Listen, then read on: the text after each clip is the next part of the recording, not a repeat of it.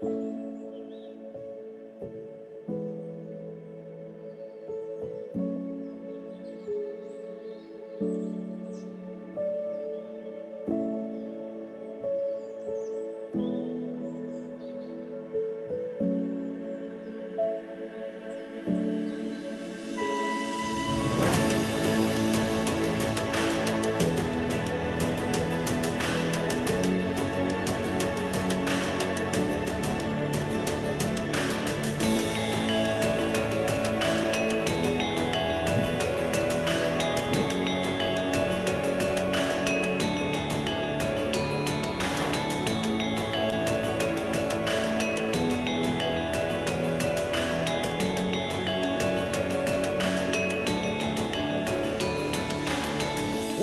to the jungle.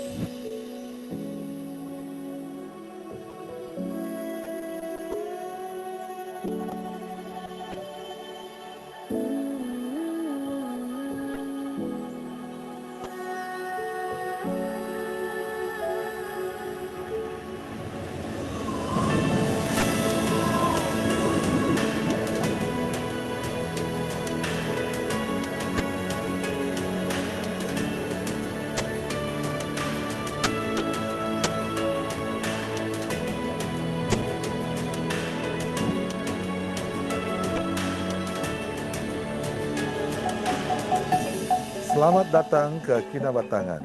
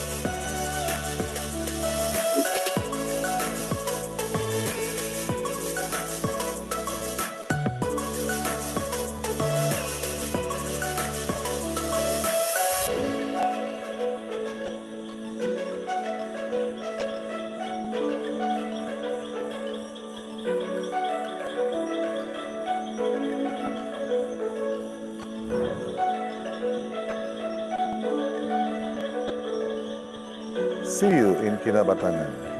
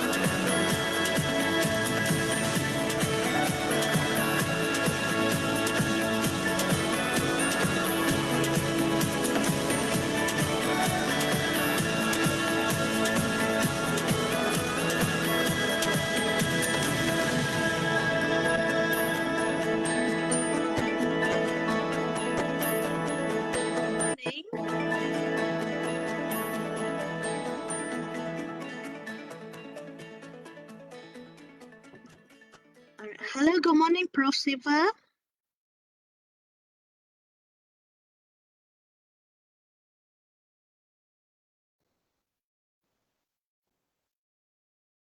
Prof, can you hear me?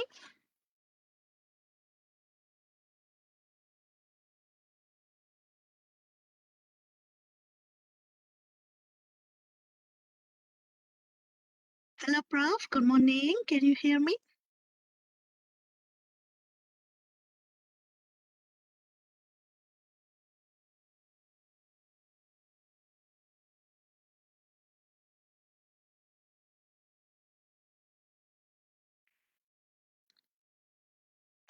Hello, Arnie. Boleh dengar suara saya?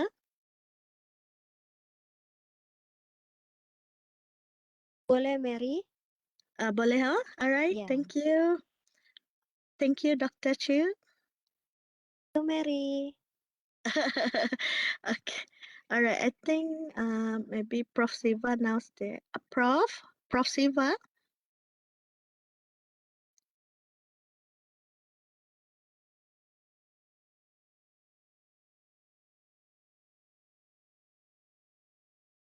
Prof, maybe you can try to check the mic setting.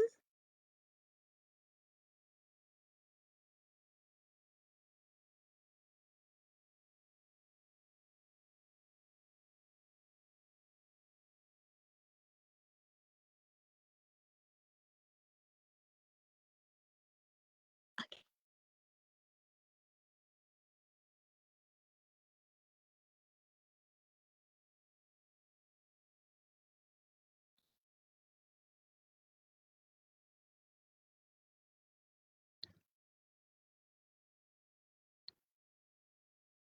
Okay.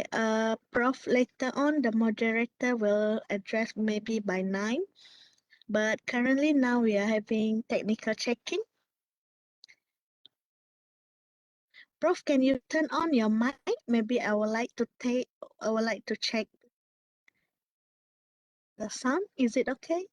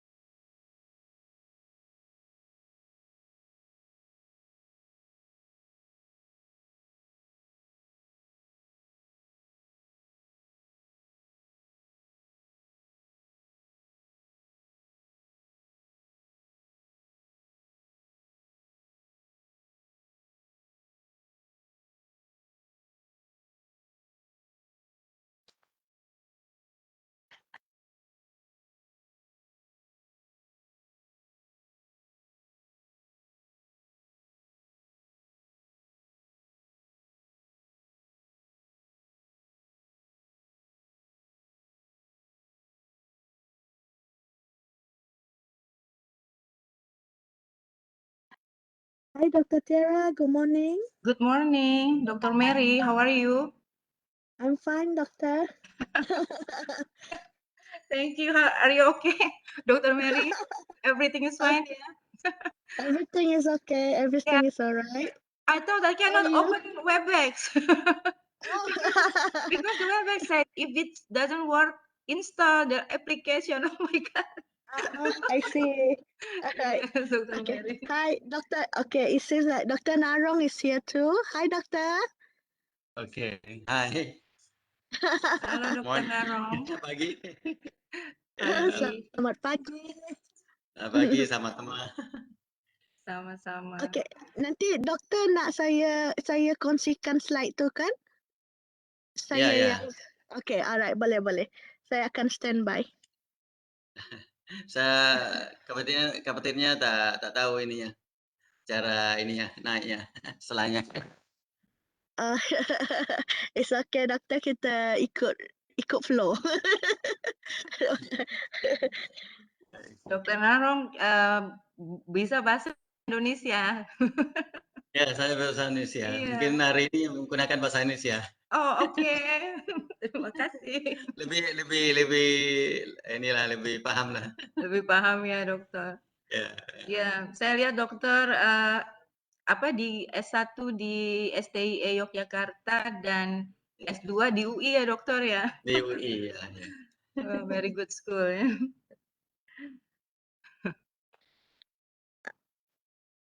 Okay, I think Prof. Siva having a technical problem for the mic.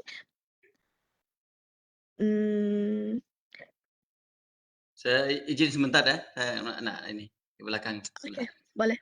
Ya dokter Mary, saya juga izin ya. Okay, boleh. Oke dokter.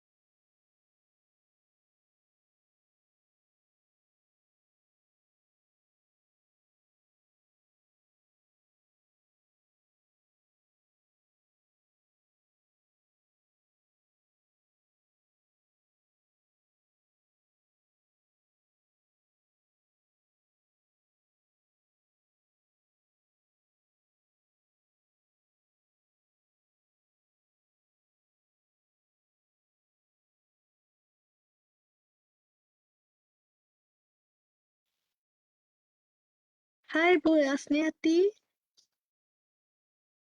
Good morning, Mary. Good morning Bu. Apa kabar? Kabar baik. Nanti Ibu mau saya kongsikan slide atau Ibu kontrol sendiri? I will do it myself. Thanks, Mary. Okay, that will be good. I have little bit revised, so it's better. Okay, to do alright. it.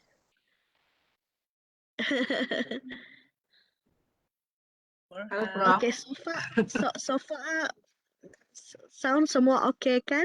Oke. Ya, Ibu Tiara. Ya Prof, how are you? Fine, thanks. Good morning. Iya, You good look morning. so beautiful this morning. Thank you. No. Thank you, you too, Prof. Thank you. Thank you. Hopefully next year we'll be in Padang, Mary.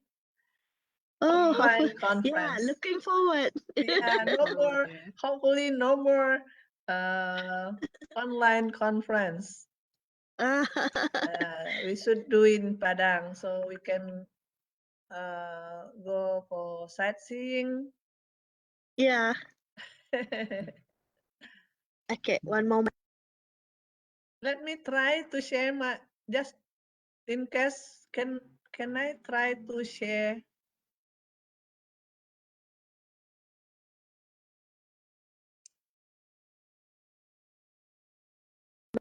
Can Prof, you can try to share the slide? Yeah, sure. Why not? I'm just trying. Can you all hear me now? Yeah, let me try. Yeah, go for it. Can you all hear me? I can hear you all. How come? See.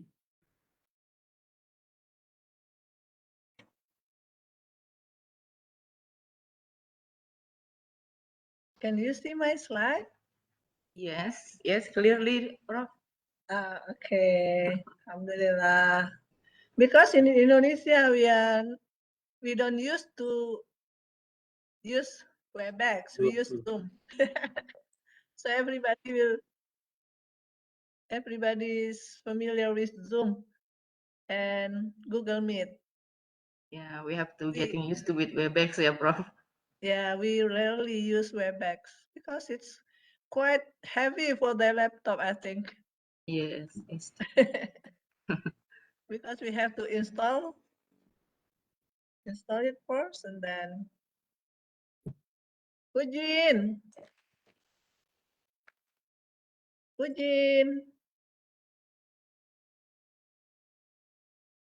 Ya, Ibu. Assalamualaikum. Waalaikumsalam. Ujin, apa kabar? Masya Allah. Masya Allah, lamanya udah jumpa kan Ibu? Ujin pergilah jenguk ibu. Insya Allah satu hari nanti Ibu. Amin. Insya Allah. Ujin kat Amin. mana tuh? Oh, Ujin sekarang di bagian mana? Masih juga saya di bagian admin sudah Ibu. So sekarang yang di pusat perekawanan tuh si Sandra dan juga si Sudin. Oh, macam tuh. Ya bosnya Di ofisnya bekerja Datuk Ibu. lah. Di ofisnya Datuk. Di bagian admin ya. Iya. Oke, salam buat semua ya Ujin. Insya Allah akan disampaikan Ibu. Iya, Ibu Ibu pakai background dulu. Ibu cari background dulu.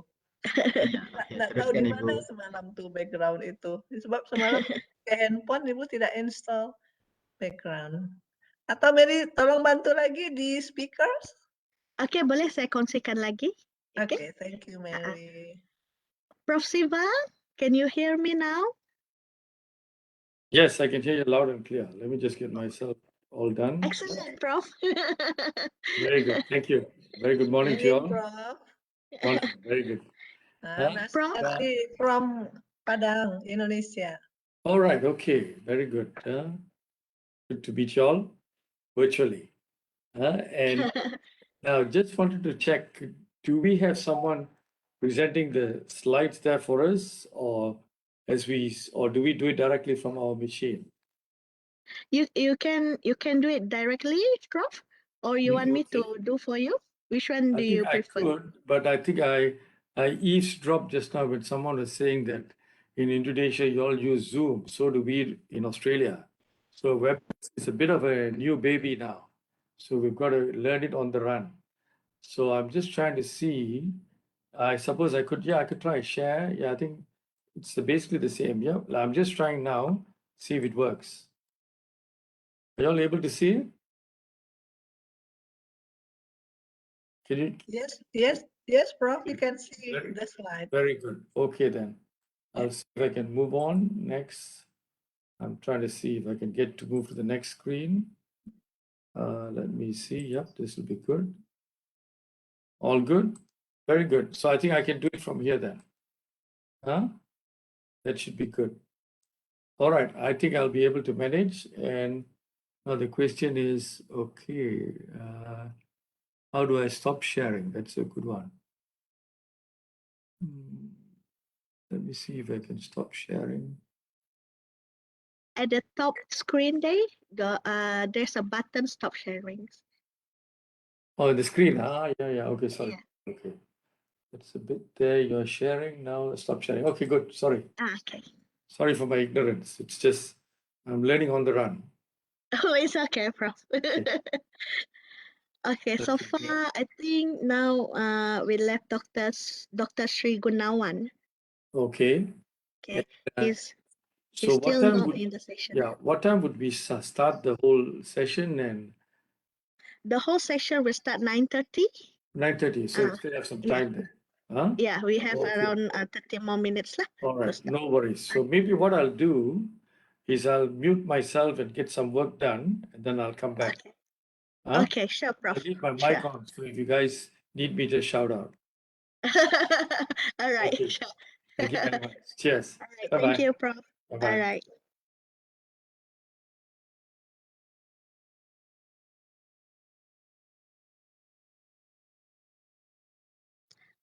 Ibu, saya sudah kongsikan Webex backdrop dari speakers punya WhatsApp.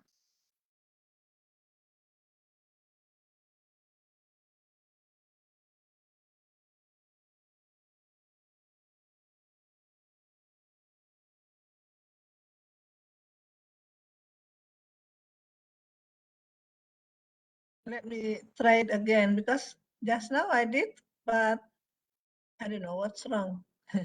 Let me try Okay, it sure. again. Yeah.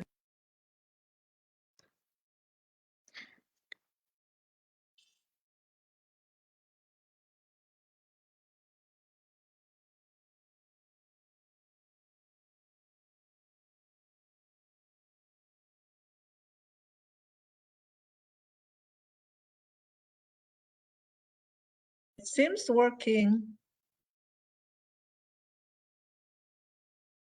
Yeah, nice one. Okay, alhamdulillah. Okay, so we need another 30 minutes. Yeah, we have another 30 minutes Okay. before we start. Yeah, thanks, Mary.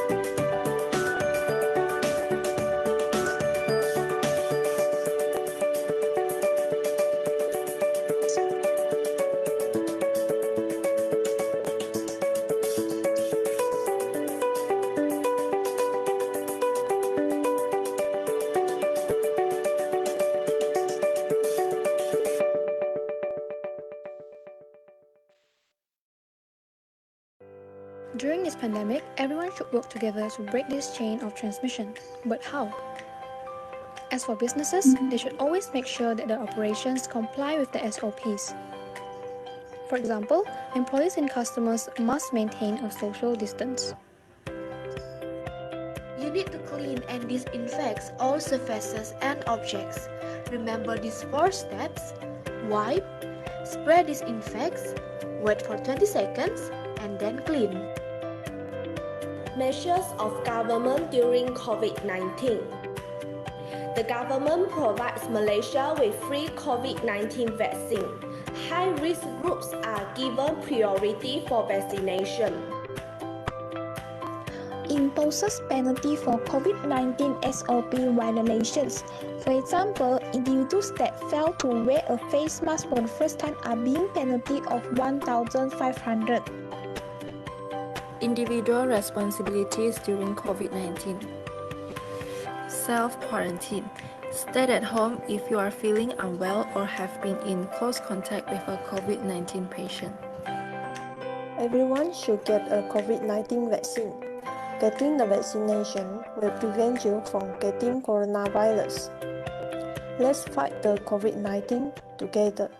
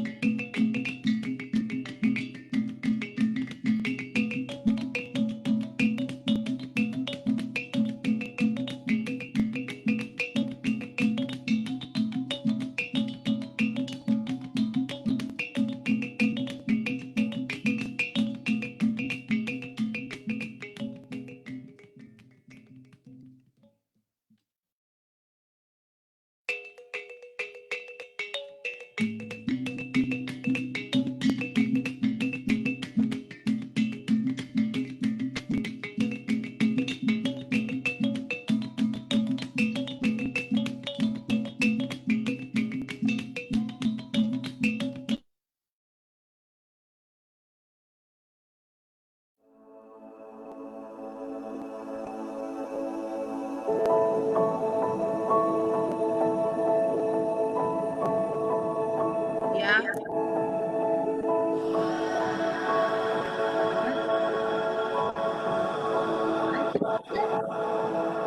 Di sana, jangan di sini dulu sampai jam 11.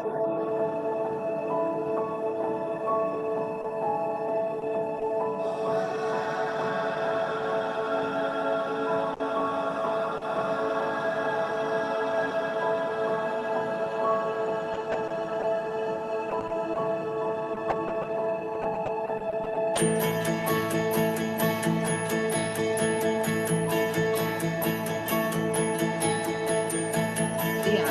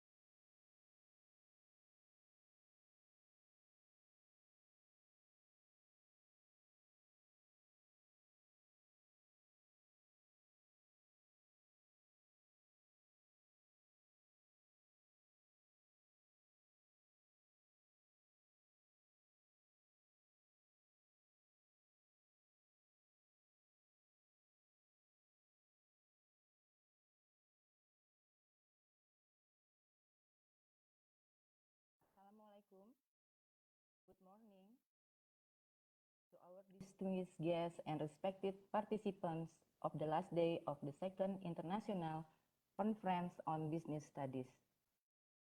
My respect to Yang berbahagia Prof. Datuk Chemist Tan Sri Dr. Taufik Yap Yung Hin, Vice Chancellor University Utara Malaysia Sabah. Yang berbahagia Prof. Datuk Dr. Haji Kasim Haji Mat Mansur, Dean of the Faculty of Business, Economics and Accountancy. Yang terhormat Dr. Rozili bin Asid, Conference Chair, ICoBS 2021. Yang terhormat Dr. Marso, Head of Unit Sekolah Tinggi Ilmu Ekonomi Bulungan Tarakan Indonesia. Yang saya hormati Prof. Dr. Apoteker Dedi Prima Putra, Rektor Universitas Dharma Andalas Indonesia. Yang saya hormati Dr. M. Rizal, Dean of the Faculty of Economics and Business, Universitas Dharma Andalas Indonesia. Respected Assistant Professor Sorat Abdul Satta, Dean Faculty of Liberal Arts and Social Science from Fatoni University, Thailand. I also would like to greet our remarkable industry keynote speakers, Mr. Saharul Niza, Chief Financial Officer, Salcom Timur Sabah Sendirian Berhad, Malaysia, Dr. Majidah Al-Nifai, Head of Marketing Research Department, ELM, Company Saudi Arabia, Mr. Irang Maulana, Certified Hotel Administrator, General Manager, Swiss Bell Hotel, Tarakan, Indonesia. I also would like to give my highest appreciation to our honorable academic speakers today, Prof. Siva Mutali, Deputy Head of School and Discipline Leader, Marketing and Digital Marketing, Melbourne Institute of Technology, Australia. Yang terhormat Dr. Narong Hassani, Assistant Rector, Investment and Fundraising, Fatoni University, Thailand. Yang terhormat Dr. Sri Gunawan, Senior Lecturer, University Airlangga, Indonesia. Yang terhormat Associate Professor Dr. Asniati Bahari, Faculty of Economic and Business, University Dharma Andalas, Indonesia. And from the depths of my heart, my appreciations to all lecturers, conference participants, members of the media, ladies and gentlemen. Before we proceed to the speech that will be presented by our keynote speakers, I would like to introduce myself. My name is Tiara Turai. I am a lecturer of marketing-related study at University Dharma Andalas, Padang, Indonesia. My interests in research include marketing, service marketing, especially those that related to the healthcare quality. I also have high concern on service excellence, subject in hospitality and public service. After all, I would like to say that I'm very happy to be virtually here today, performing as MC and moderator for the last day of our conference. Now, I'm going to briefly inform the conference agenda. Our conference will start at 9:30 a.m. with academic forum, topic strategies to overcome business challenges in the new norm. The first speaker is Prof. Siva Mutali, and the second speaker is Dr. Narong Hassani. The third speaker is Dr. Sri Gunawan, and the fourth speaker is Associate Professor Dr. Asniati Bahari. And at 11 o'clock, we expected to close this ceremony by announcing the Best Paper Award. Dr. Rozali Asid will do this closing ceremony and announcement of Best Paper Award. And we will have a break at 11:15 a.m. Then we will do the parallel sessions at 2 p.m. And this conference expected will be ended at 4 p.m. and this is the end of our conference. Before now, we will move to the keynote speaker. But the coronavirus 19 has influenced nearly every aspect of human life around the world during the present and the post-COVID era. Without a doubt, this pandemic has changed our buying behavior, education, business model, the way people work, and the malleability of university graduates during the post-COVID employment era. The pandemic has pushed companies and consumers to rapidly adopt new behaviors, as McKinsey 2021 highlighted that the pandemic and our collective response to it are likely to result in permanent shift in consumer preferences and buying behavior, business model, and the ways of our working. We currently face a new normal, which is required us to rethink our values and society as a whole. Responding to these new challenges, there is the need to address the strategies and actions to embrace the new normal. Distinguished guests, respected participants, ladies and gentlemen, our first keynote speaker is Professor Siva Mutali. Professor Siva Mutali is currently the Deputy Head School of Business at Melbourne Institute of Technology, Australia, whilst maintaining his adjunct professor role at Asia Pacific University in Kuala Lumpur, Malaysia. He was an adjunct academic at La Trobe University, Melbourne, Australia, having taught digital marketing, social media marketing, and international marketing at the postgraduate level, and statistical tools and techniques for research for DBA candidates at SP Jain School of Global Management. Prof. Siva was the Dean of the Faculty of Business and Management, Asia Pacific University of Technology and Innovation, APU Malaysia, from January 2016 to 2018. And Prof. also Executive Dean at Kent Institute Australia from January 2019 to August 2019. Today, at this conference, Prof. Siva is going to present the interesting topic about the dilemma of universities graduate malleability in the post-COVID hybrid employment era. Our distinguished guests and all participants, ladies and gentlemen, please welcome our honorable keynote speakers, Prof. Siva Mutali. Thank you very much, Dr. Tara Ture. It's Thank you, been Prof. kind of you to have given me the accolades and all those things. And just to let you all know, I've been in Australia now for the last 31 years, with 3 years being in Malaysia. I used to work at Monash University, University of Newcastle, Swinburne University, and RMIT. And just during this whole tenure, and while the Dean at APU, to date, I've completed about 30 doctoral students to completion, and that's a bit about my background. I think y'all are not here to hear my background, but more about what I'm going to talk about. So let me just get straight into it. And again, how I've done this is more from research in terms of things like what you call it, the McKinsey report and a few other places. Now, what do I mean by malleability? Malleability basically talks about, students' permeability. How can they actually, adjust themselves to ensure that they're ready for the post-COVID era? And that's what I'm going to talk about. And, I suppose we have a Q&A later, and I'll be more than happy to address any of your concerns.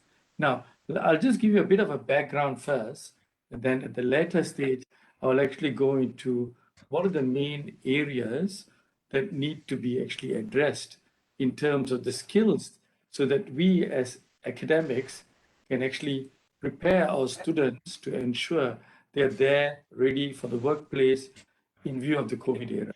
All right. So let me just start with this first and just move on. And a bit of statistics here to just start off.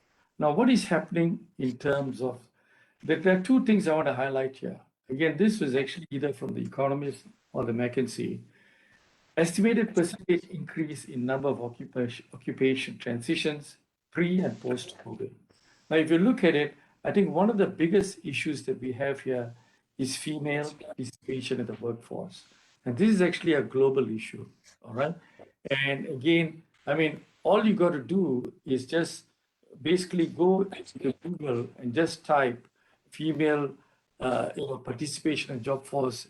And I hear in a 4 seconds span, you'll get at least about close to 200,000 hits. So that's how important it is in relation to actually getting the females into the workforce. And that's one of the main areas. And again, to talk about the percentage increase, we talk about again this age group. So who are these age group members? These are our students. They are the ones who are actually going to get into the workforce, and that's what's happening. Another thing that I want to highlight is also stress-related issues. You'll be surprised. In total, this is back in 2016, is the World Economic Forum highlighted that $315 billion was spent annually to stress-induced burnout globally. So if you can imagine, if this is what it is in terms of stress-related, what is actually going to happen in relation to, if you talk about what is happening now post-COVID? It was previous, when it was actually pre-COVID, it was at this stage. So now can you imagine the stress that is actually accumulated? And what are we going to do to ensure that we can overcome this? And I think that's something we have to understand. How do we, as academics, sort of, inculcate values and systems to our students to ensure that they don't have this burnout? And I think that's something we owe it to ourselves to make sure that we are able to get them to understand what it's all about, And the next one that I want to highlight here is also in terms of the bit in relation to, if you look at this here, let me just go back to this. You see, one of the things that we have, a lot of us have worked from home, and in some countries, we are still working from home. What is happening? There are no real strict guidelines as to working from home. This is, an EI or European Union survey which is conducted in 2020. Again, in different countries, I mean, just to give you a bit of a thumbnail sketch in terms of what's happening, in certain organizations, they are so concerned about staff working from home, is they actually ensure that you have a safe work environment. They even spend money and tell them you got to have an ergonomic desk, ergonomic chair, and all these things. So and again, time to come, this will be a requirement by all organizations to have work from home policies. And this is something that we also need to tell students of ours, listen, you're living in a world which is so dynamic, it's so basically, lucid and susceptible to change, and you need to ensure that you're able to actually work with these changes and be able to understand these changes all the way. All right. Now, the next thing that I want to highlight is this bit. If you look at this, I want you to just have a look at this slide. What is this slide talking about? Workers will need to learn more social and emotional skills as well as technological skills in order to move.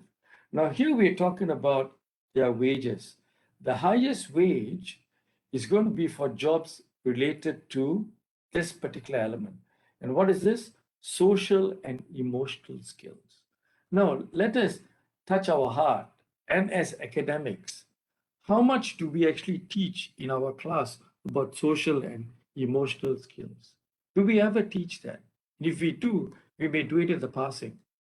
All right. How much of concern do we have? Sometimes we tend to use the basic authoritarian style of dealing with students, and I think that should be out of the window. It should be more caring and giving and nurturing them. So just coming back to that slide, if I were to show you that slide, is basically what percentage of this is actually in terms of, you're talking about 39% in terms of this. And it's again, here we're talking about technological skills, and here we're talking about higher cognitive skills. Now, why am I highlighting this? This is what's going to happen in the future in terms of what students need to be equipped. We're not talking about if we're going to the lowest wage quartile, then it's going to be more on this, physical and manual. That's out the window. So now what I'll do is I'll just talk, because I've only given 15 minutes. Let's talk about what students are going to do post-COVID. And I've got a wish list here, and I'll actually expand on each one of these. Now, this is the wish list. Number one of the things we've got to understand is COVID has thrown us all in the deep end. Because of the fact that we are in the deep end, we need to ensure that there is flexibility and adaptability. That means anyone who is actually a student of ours must be able to understand the new work environment. They need to understand the way how remote working works. And I think one of the key elements of remote working, and this seems to be also the issue that is, by some employers, they think for the fact that you're working from home, you're not actually working. And I think this is a misnomer. This is not right. I mean, if I would ask all of you here, but during the COVID times, when you worked, I think you worked more from home than in the office. I mean, I'll give you an example. I'm coming here to office now. I'm having a coffee break. I'm chatting with my friends. Whereas at home, it's different. It's solid work. So I think this is an era we need to actually inculcate into our students and tell them, listen, you are going to be in the generation, at a drop of a hat, you may have to actually work from home, and your environment is all changing as you speak. And so next is critical thinking. Now, what is critical thinking? Critical thinking is this. We are all living in a digital era. We're talking about data analytics. We're talking for them to be able to think outside the box. And I think these are things that students need to know, how they actually think critically and actually apply these things. Technology prowess. What do we mean by this? This is where we're talking about disruptive technologies. When we talk about disruptive technologies, we're talking about students being able to understand what are the disruptive technologies. One of the elements are IoT. What is IoT? Internet of Things. All right, how it works, how it integrates, and also in terms of cloud-based elements, automation, artificial intelligence. So I think this is where we're talking about these things where we need to understand how they can actually replicate these things in the real world. Now, here is EI and cultural competence. Now, what is EI? Now, EI is actually something where we talk about in terms of one's emotions, one's feelings, and one's understanding. The fact that we are actually working, in an office space, but we also have to have social distancing. And there are organizations where they say, okay, you're coming to work 3 days, 2 days you're working from home. So now we have to understand, in terms of, if you take the workforce, women in the workforce, what they go through and how we need to actually understand their needs and how it needs to be, because in the home front, they've got to balance the acts, and so do the males too. But it seems to be very much, sometimes very gender biased. And I think there's got to be an element of understanding. And again, a sense of actually building relationships, because during the COVID era, we are actually not really talking as human beings. We are very much like now today. I mean, for instance, we're having this conference via Zoom or via WebEx. I mean, if we had this conference maybe pre-COVID, we would all met in Sabah and, intermingled and enjoyed the company of each other and chatted during the lunch break. And these things are being missed out. So I think these are things that we need to actually address. And then there's aspects of creativity that they need to also have. And again, in terms of creativity is where I may have alluded earlier in terms of thinking outside the box, and also at the same time, trying to get problem solving and adaptability and flexibility. And I think these are key elements. And finally is digital engagement. What do we mean by digital engagement? Digital engagement is to be able to work in this post-pandemic environment, being able to understand things like coding, things like basically web development. And these are skills that we actually need to ensure that we can, in a way, inculcate into our students. And you know what? There are a couple of things. One, we need to get them job ready so they can go there and hit the ground running. So that's basically what I wanted to say. My apologies if I went over time. Otherwise, I presume we would actually be having a Q&A later, and I will address any comments or questions. And again, I want to first and foremost thank you all for giving me this opportunity to come and address such an intellectually stimulating audience. Thank you. Thank you, Prof. Siva. This is very interesting topic, Prof. This could be addresses for university as the strategy to face the new normal in the work sector, so we can equip our students, Prof. Yes. Okay, thank you. Thank you very much. Okay, Prof. Our second keynote speaker is Dr. Narong Hassani. At this time, Dr. Narong Hassani will present the topic, Digital Economy in the Era of the COVID-19 Epidemic in the Southern Border Province. Dr. Narong was born in Pahanga on 4 January 1973 in southern Thailand. He earned his doctorate degree in economics from Ramkhamhaeng University in Bangkok, Thailand, and his master's science degree in economics from University Indonesia. Dr. Narong also earned his undergraduate degree from Sekolah Tinggi Ilmu Ekonomi in Yogyakarta, Indonesia. Dr. Narong has been a lecturer Syariah at Yala Islamic College, now known as Fatoni University, since 2001 up to this present time. In 2004, Dr. Narong was the head of Economic Keuangan dan Perbankan in Fatoni University. He was Deputy Dean of Faculty Management and Science, 2009. In 2015, Dr. Narong was the Deputy Dean for Student Fair in Faculty of Science and Humanity. And also, Dr. Narong was the Assistant for Rector in University Investments Fundraising in 2020. Distinguished guests, all participants, ladies and gentlemen, please welcome the Honorable Dr. Narong to present his topic for us today.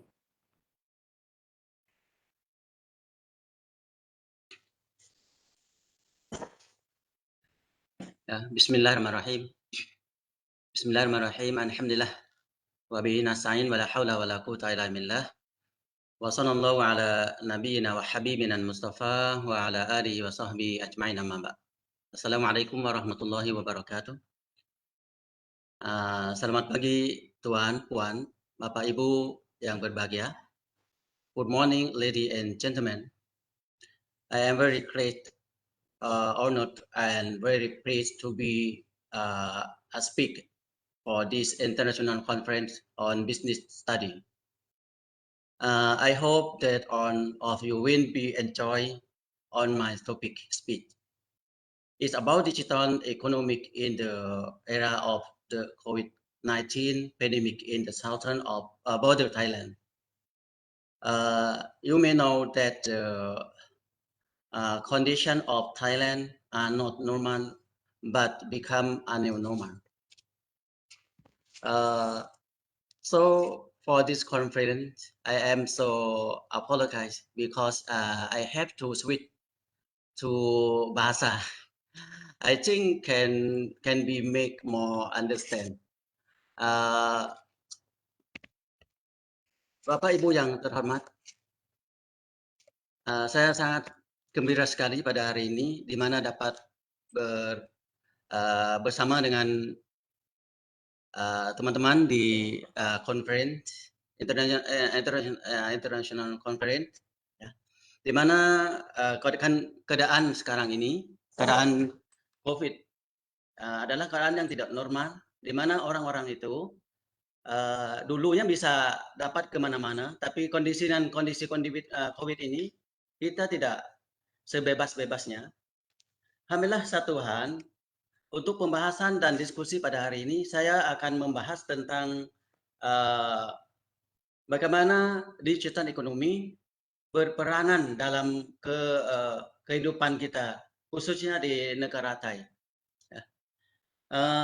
Untuk pemahaman tentang digital di sebuah negara, saya pikir bahwa harus ada 3 komponen. Next slide. Ya.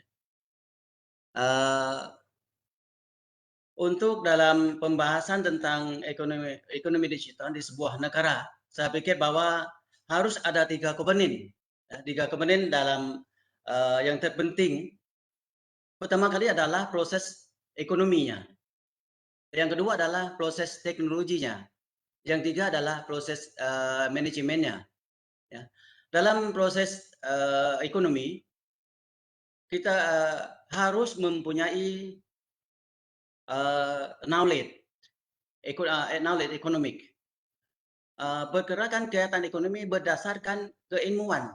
Itu yang pertama kali. Ya, dalam untuk bergerakan digital ekonomi itu harus ada knowledge yang tentang ekonomi. Yang kedua adalah ada kreatifnya. Karena khususnya dalam keadaan COVID ini harus ada kreatif ekonominya. Dan yang ketiga adalah harus inovasi, innovation. Nah, dalam ekonomi. Ini adalah pertama kali tidak bisa dalam mencapai digital ekonomi itu dengan real ekonomi, ekonomi. Harus ada kreatif dan inovatif dalam ekonominya. Yang kedua adalah harus memahami proses teknologinya.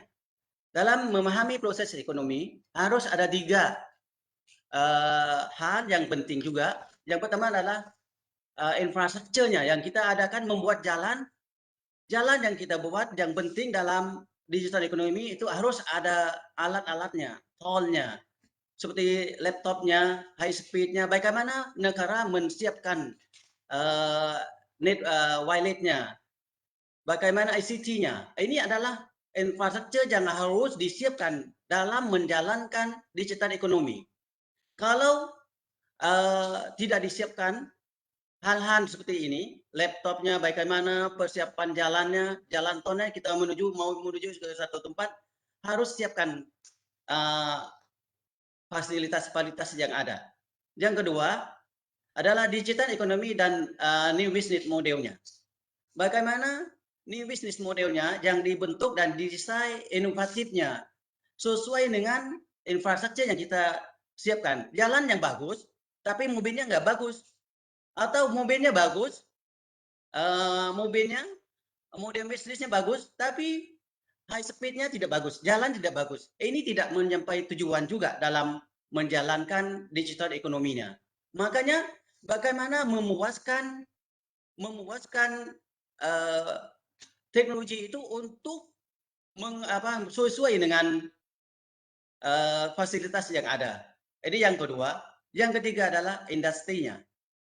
Industri yang biasanya dulu kita bermula dari industri 1,0 dari pertanian, dari industri ringan, dan 3,0 adalah industri berat, dan industri 4,0 adalah industri yang harus mencakupi data-data information. Dan bagaimana AI itu memuaskan cara menggunakan data-data, kadang-kadang AI itu yang memprosesnya data yang sudah ada. Ini adalah industri yang keempat yang sesuai dengan kalau mau mencapaikan digital ekonomi, data-data informasi akan diproses oleh AI ya. Yang itu yang penting. Ini industri. Yang ketiga, untuk mencapaikan digital ekonomi adalah proses manajemennya. Proses manajemen bagaimana pengurusan dalam untuk mencapaikan digital ekonomi adalah pertama kali adalah digital commerce. Digital commerce yang dulu kita kenal dengan e-commerce. Ya, e-commerce yang biasa digunakan, tapi sekarang e-commerce yang digunakan sudah bermacam-macam. Sampai sekarang dikenal dengan digital commerce yang menggunakan mobile commerce dan social commerce dalam mencapaikan tujuan digital ekonomi. Yang kedua adalah digital transformation. Ya. Bagaimana menggunakan teknologi untuk mencapaikan tujuan produk tersebut. Yang ketiga adalah digital consumption. Ini adalah bagaimana cara memuaskan konsumen pengguna. Inilah hal pertama yang sebuah negara harus siapkan untuk mencapaikan digital ekonomi sepuas-puasnya, setinggi-tingginya. Ya. Selanjutnya, slide selanjutnya. Ini dalam kondisi di Thailand ini, bagaimana di Thailand ini menggunakan digital ekonomi. Ya. Ini dari analisis DEPA. Ya, DEPA ini satu agensi atau satu departemen dari pemerintahan mengadakan satu unit untuk mengkontrol ekonomi digital ekonomi. Dari analisis DEPA ini mengatakan bahwa negara Thai ini ada satu undang-undang tentang digital ekonomi ini pada tahun 2018 dan kapasiti negara Thai di dunia mengatakan bahwa dari World Digital Community Ranking ini mengatakan bahwa Thai di dunia ini adalah ranking yang ke-14 dari 63 negara. Dari Network Rating Index mengatakan bahwa negara Thai di ranking 62 dari 130 negara. Dari dua ranking ini, negara di tingkat ASEAN, negara Thai di tingkat 3. Ini diatakan dari dua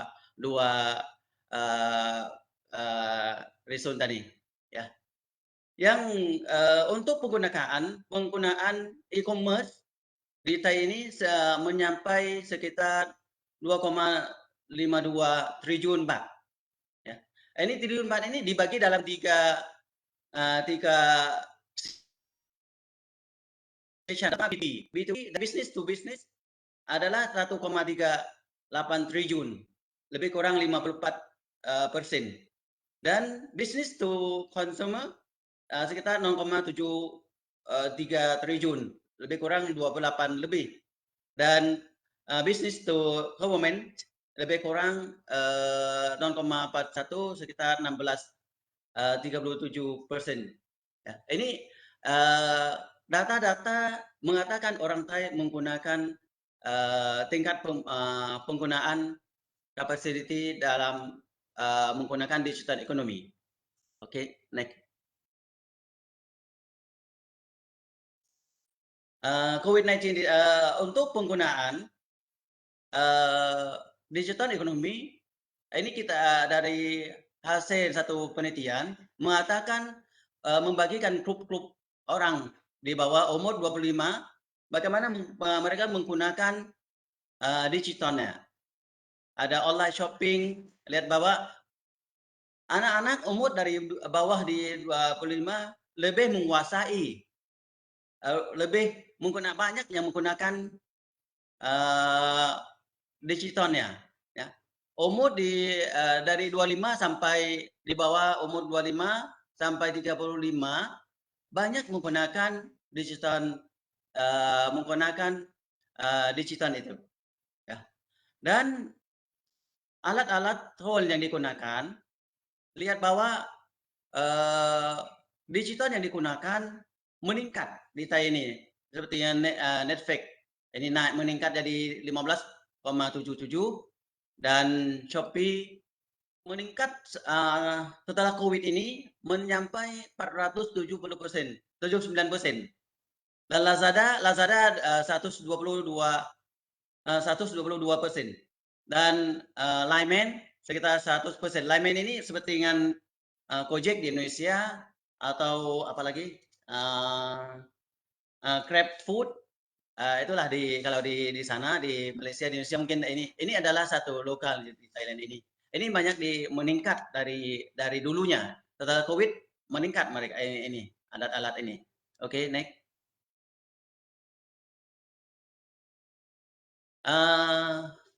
Untuk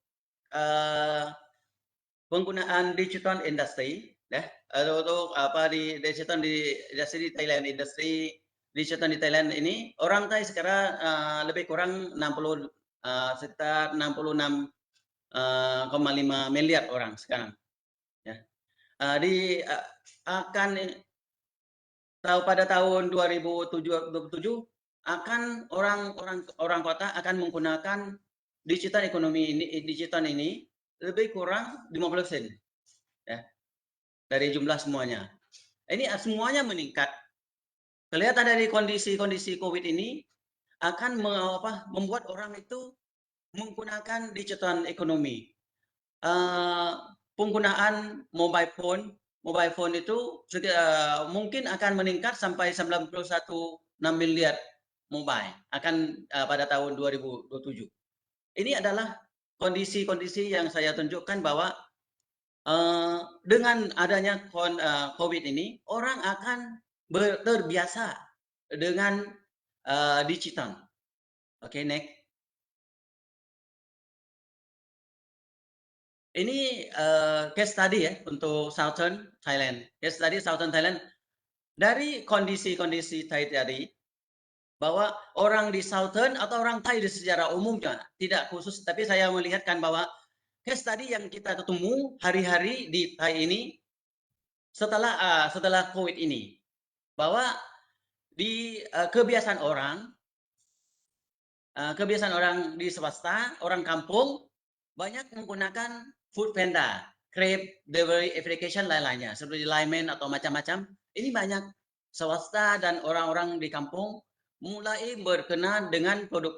Dulunya hal-hal ini digunakan di kota, tapi sekarang mulai sampai di tingkat kampung-kampung, mulai sampai di 7-Eleven sendiri tidak hanya menjual 7-Eleven ini minimart yang kecil sangat populer di Thailand ini. Hampir setiap kampung setiap ada, ya, ada di mana ada keramaian situ ada 7-Eleven. Seperti di sana kalau di negara lain mungkin minimart yang macam-macam lah untuk lokalnya di sini banyak menggunakan ini. Itu akan ada deliverynya.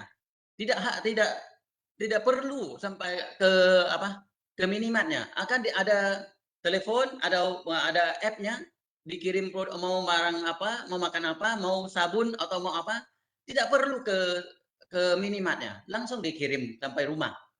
Yang kedua, untuk pemerintahan dia ada satu aplikasi satu ada namanya Pautang. Pautang ini adalah dompet pemerintahan. Pemerintah akan masukkan uang dalam dompet itu. Dan dompet itu adalah ada untuk orang miskin dan ada uang layanan dari pemerintah mungkin 5.000 baht atau berapa baht dikirim masuk dalam dompet itu, pautang itu.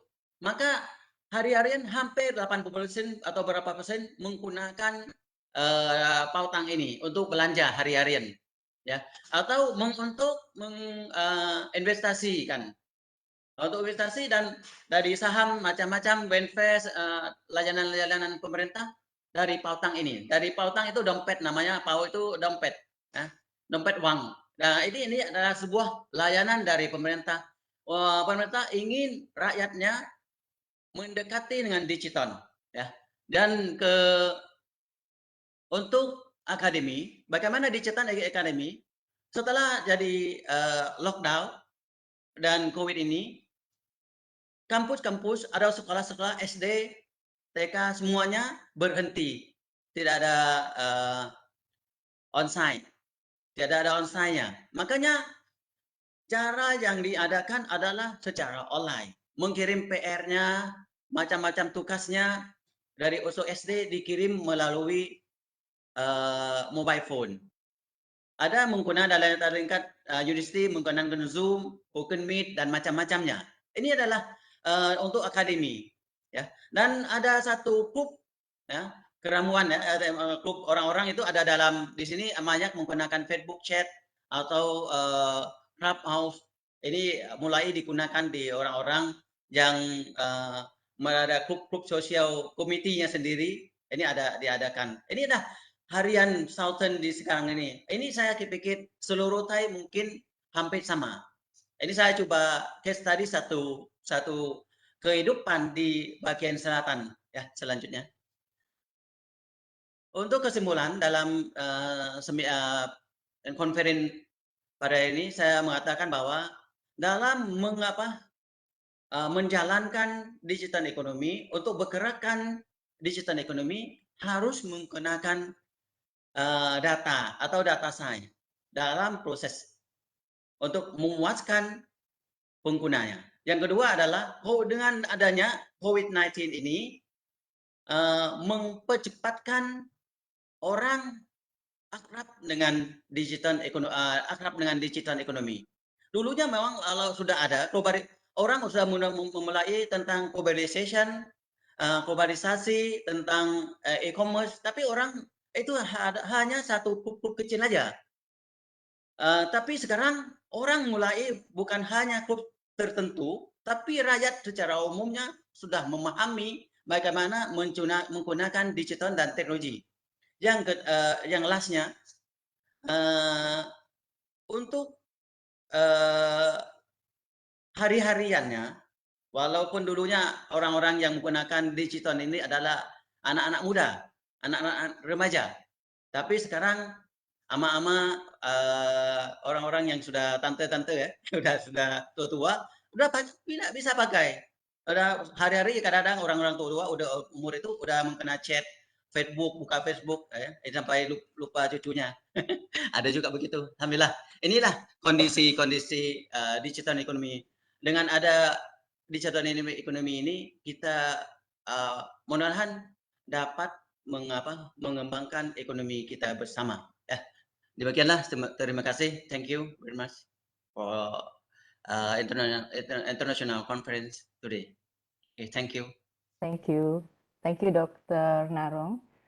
Ya, saya notice that sebenarnya dari sisi COVID ini ada sisi positif juga, di mana kita boleh berkumpul juga ya bersama dari mana-mana saja, seperti saya dari Padang, dokter dari Thailand.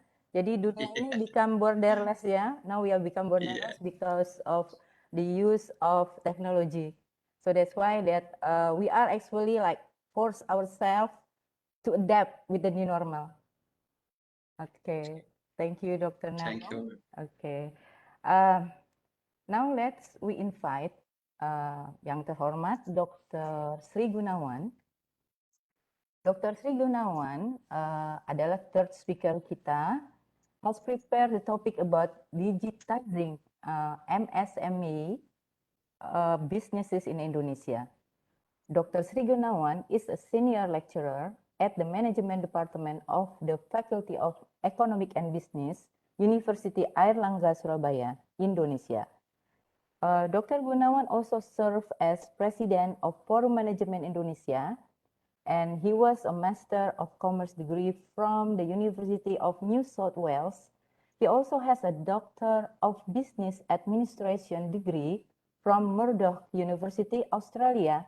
His interest in research, including customer behavior, marketing strategy, strategic management, family business, and human resource management. Now, we proudly invite Dr. Sri Gunawan to present his remarkable presentation for us.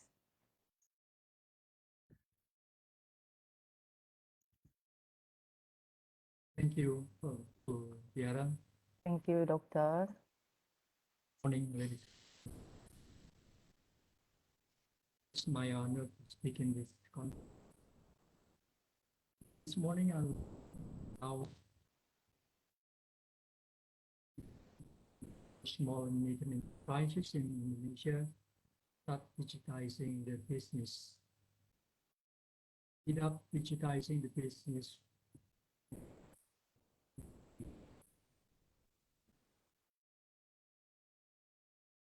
Ladies and gentlemen, see SME, a micro, small, medium enterprise contributes to 98% of total business in Indonesia.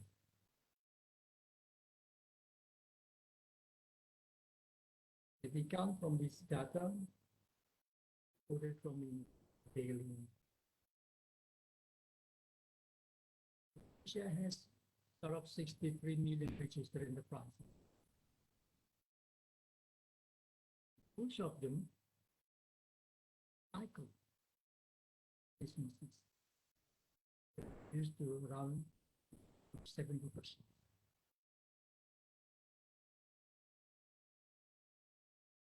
So from that data, we know that teachers, SMEs are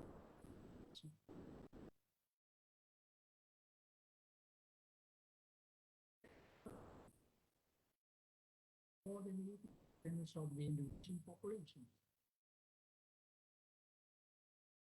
They absorb the most of the workforce, especially low-skilled workers. Can reduce unemployment rate, especially in Indonesia, which has a high proportion of active.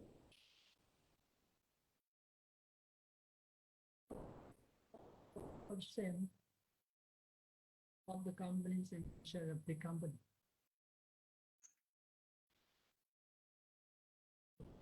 2.1 million businesses that run stores, barber shops, retail kiosks, and micro enterprises. So those are businesses from the backbones of the Indonesian economy. Most of them are foreign. So if we talk about their contributions to the Indonesian economy, so 61% GDP by MSMEs. Small and medium enterprises also 58% in terms of investment. 14% of the exports of Indonesia to overseas are made by those MSMEs.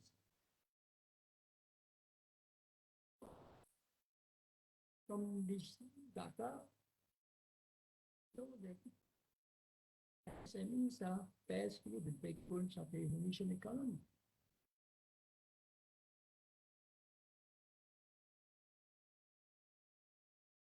Most of them are unskilled labor, formal businesses. They also hit by the pandemic.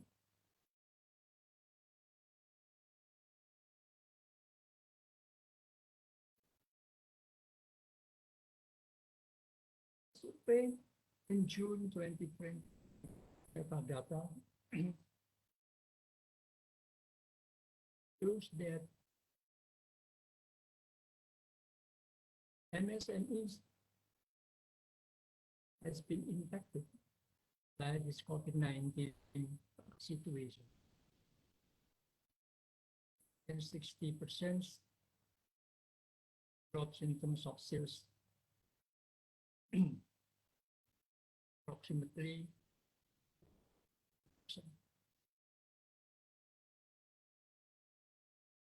around 2.3% get increase in terms of their sales. Most of them, more than 90% are hit by this COVID.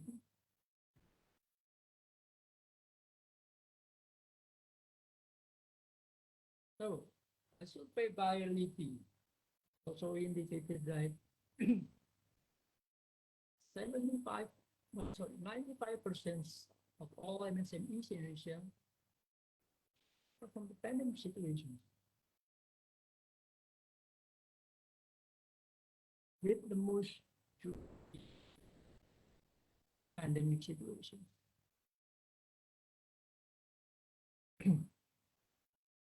What's their problem? Basically, most MSMEs in Asia share the same problem.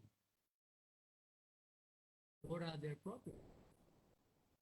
Very small, they are informal, so they're very difficult to get access to capital, access to loans, access to banking. So most of them are unbankable.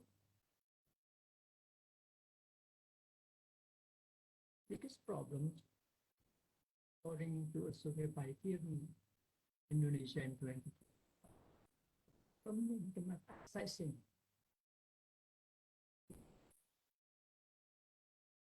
problem in doing business, ease of business, in terms of regulations, competitions, things like this. They need help from the government that they can survive, they can compete. The others. Those are the problems that faced by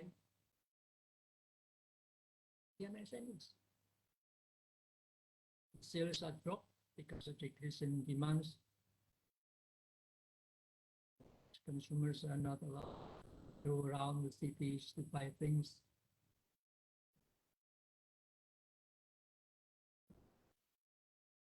Increase in raw materials, everything becomes so expensive. Cannot increase their price because the demand is so low. They have a problem of distributing. Most of them are small companies. Their businesses run in their home. It is something different that can basically improve. So how they overcome their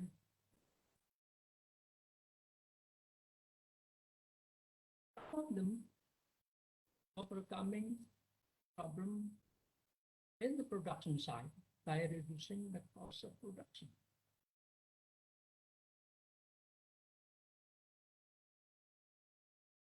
Some of them temporarily close their businesses,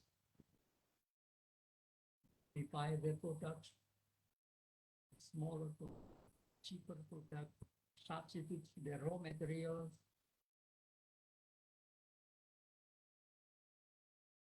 Do things about how they change their business purpose.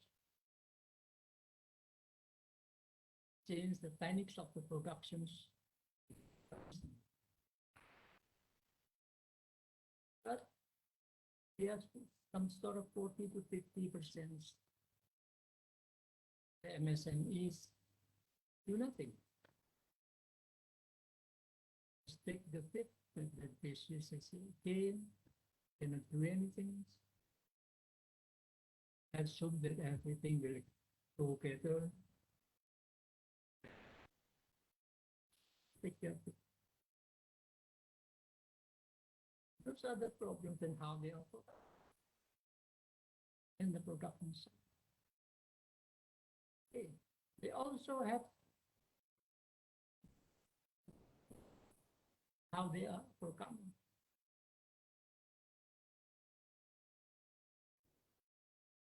Roughly 40% of them are trying to sell their product by other methods, especially using online.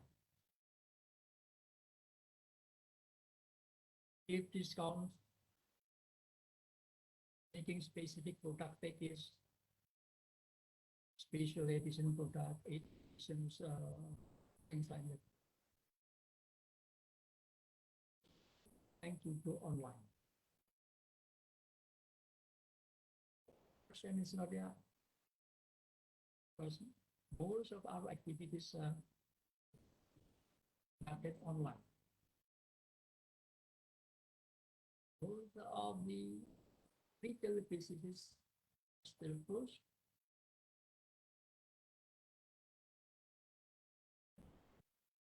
Send the product online. People are buying their products online. The problem is faced by SMEs. They also asking help assistance from the government during the pandemic.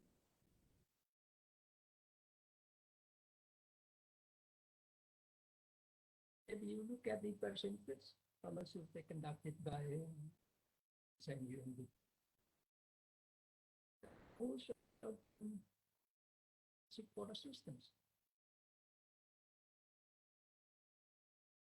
Because they are hopeless.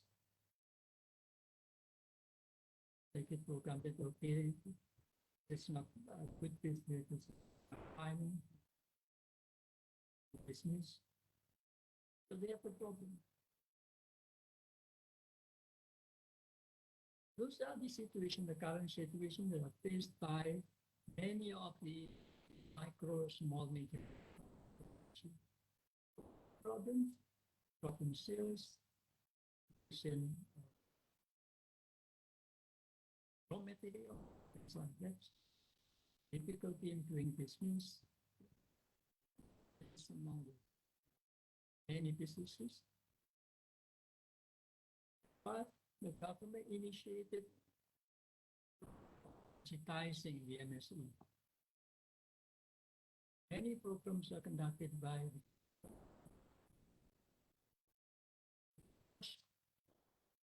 company, businesses go digital.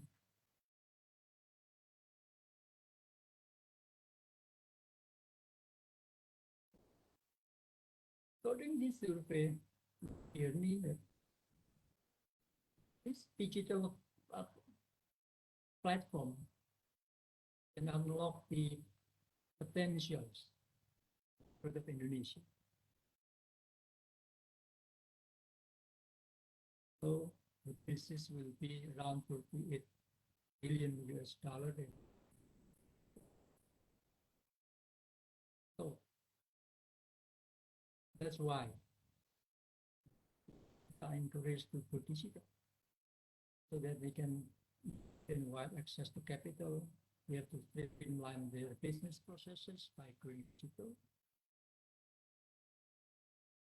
And digital literacy. Those are the strategies that developed by the government to help MSMEs or M, mikro, kecil, dan menengah.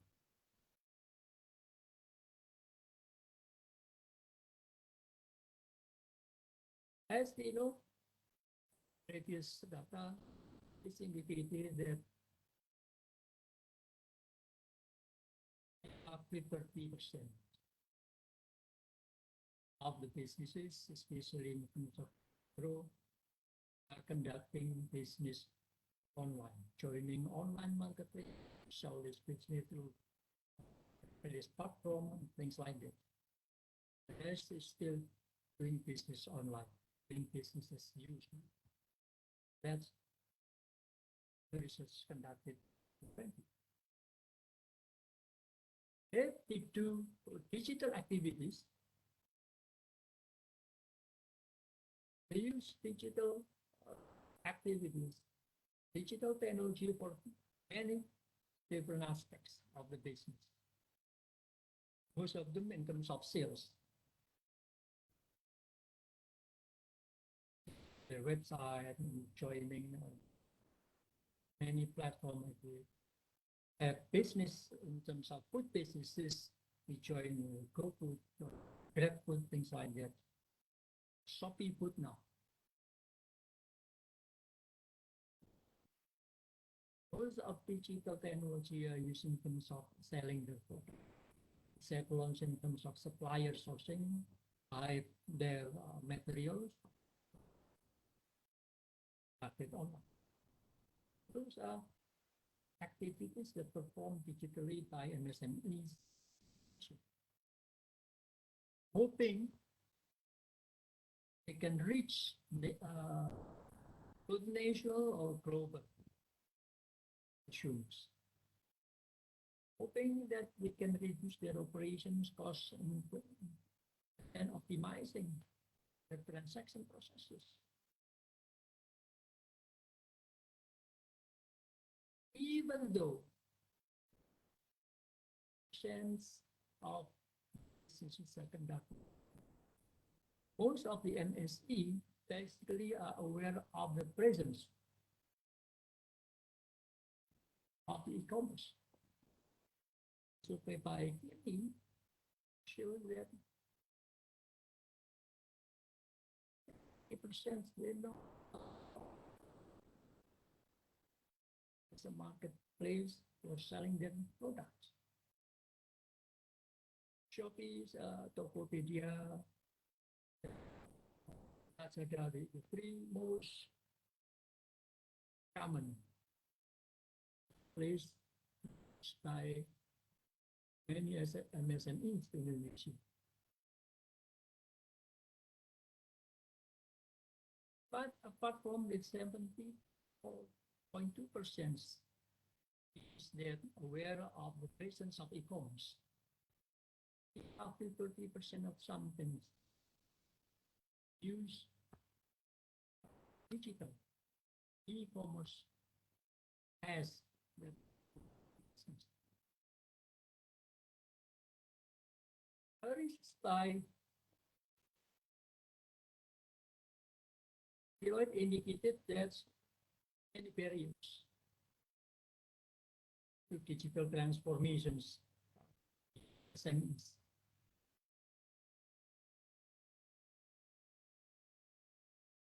They are still using the old business style. And it should be indicated roughly 36 to 40% MSME, conventional. Jakarta, the biggest city, Indonesia, the capital city of Indonesia, 1.6% e-commerce in terms of social media, other business operations. 30%, 29.18%. I can analyze institutions. They get that essentially in Java. Those are the problems. Why? For one, because digital literacy is quite low, only 20%. Even though they know the benefit of using e-commerce, the effective promotion, we can increase their revenue, get a wider network of consumers, city transactions. No problems. Why so high barriers in transformation to being digital? Because they're still uncertain about adopting e-commerce. Is that they have capital to expand business online? Don't know, lack of digital literacy. Don't have the sufficient tools or devices. Don't know about the procedures.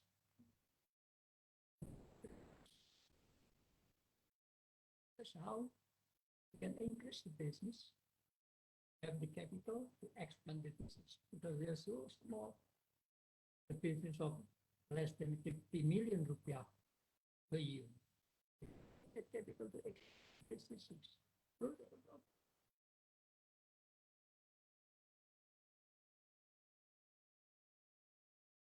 So, even though they enter the business digitally, they all experience problem in running their business. They said also in the research conducted by that consumers who have not been able to use it, that's the problem set by the MSUI. They don't want to go digital. They think that consumers don't have the ability to use internet. They also said the lack of knowledge and run the business online. 23% don't know how to do business online. Some consumers are not able to use internet and things like that. Then infrastructures, lack of internet access. Also the cost. Most of businesses, employees scalable. Don't know how to do. So, those are the problems.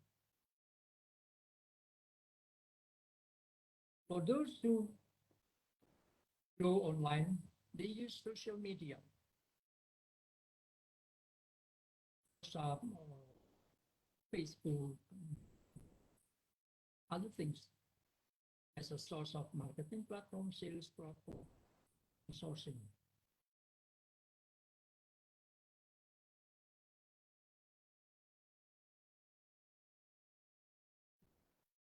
Let me finish by addressing three issues. How the stakeholders empower MSMEs so that can encourage economy. First, by improving digital literacy, because MSMEs is very crucial because they will strengthen their ability to come doing businesses. Training is very necessary because MSMEs are required to further develop their product and business, can make modern packaging, obtain relevant certifications, so that they can win their customers. Three, they have to streamline business policy, including presenting program, facilitate that it's MSE to go digital. Those are things that can be done by the government. Help them conducting digital literacy, conducting streamlining business policies, things like that. So, the way that you can get from short presentation, digitalization can help MSMEs survive and to adopt digitalization so that they can maintain productivity, income during the pandemic, after the pandemic. Digital sales penetration can be their strategy. Because they can expand their markets, can promote their product while complying with social distancing. Last one, digitalization is increasingly relevant for and strategic for MSMEs, can survive and play a role in the main drive. However, creation of MSMEs must be balanced with two requirements: increasing the capacity of the business sectors and supporting market access policy. These two are in the hand of the government. Especially the government help them to come before increasing sales, especially during the pandemic. Thank you for giving me the opportunity to present these issues about Indonesian MSMEs. I will address any comments, any questions later. Thank you. Thank you, Dr. Sri Gunawan. Seems like there is a literacy problem in digitization, for MSME in Indonesia, and needs to be help, or we should do training and support from government, so they can have agility in digitalisasi marketing, ya. Okay, Dr. Sri Gunawan, thank you very much. And now our fourth speaker today is from University Dharma Andalas Padang, Indonesia. Distinguished guests, respected participants, ladies and gentlemen, today Associate Prof.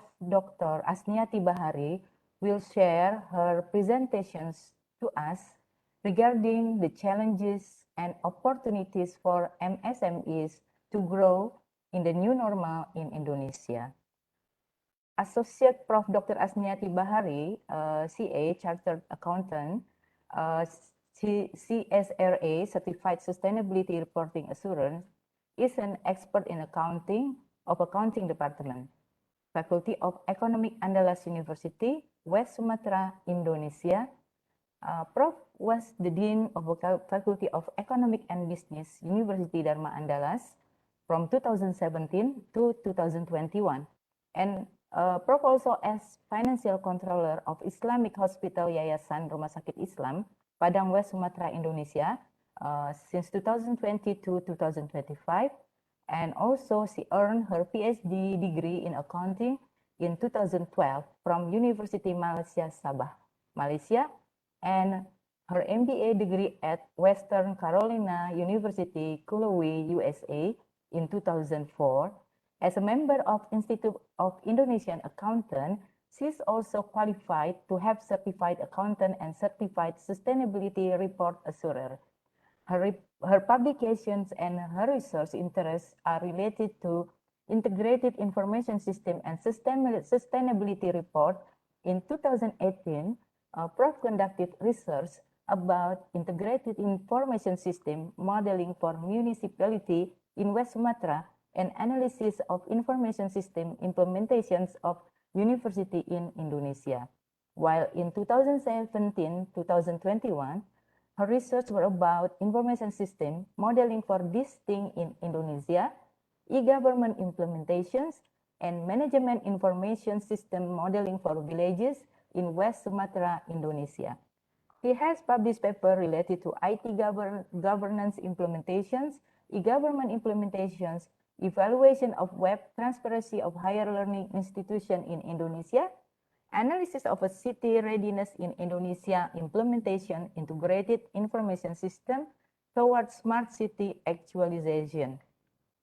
Wakaf reporting, effect of government implementation and quality on information toward governments to government, management information system modeling of villages in Indonesia, and analysis of ERP system implementations, readiness of province government in Indonesia, as well as sustainability reports and corporate resilience during pandemic COVID-19. Distinguished guests, participants, ladies and gentlemen, please welcome Honorable Associate Prof. Dr. Asniati Bahari to present her interesting topic for us today. Please, Prof. Thank you very much, Dr. Tiara. Thank you, Prof. Bismillahirrahmanirrahim. Assalamualaikum warahmatullahi wabarakatuh. Yeah, Alhamdulillahirrabbilalamin. We say to Allah because of His blessing, we are here together to share our knowledge each other. Not only from Malaysia to Indonesia, from Thailand, Australia.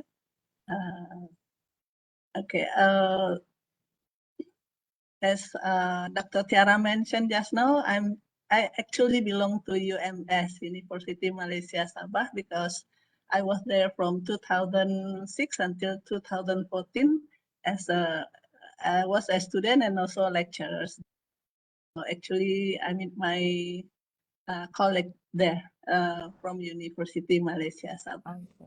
Okay, can I share my slide, Doctor?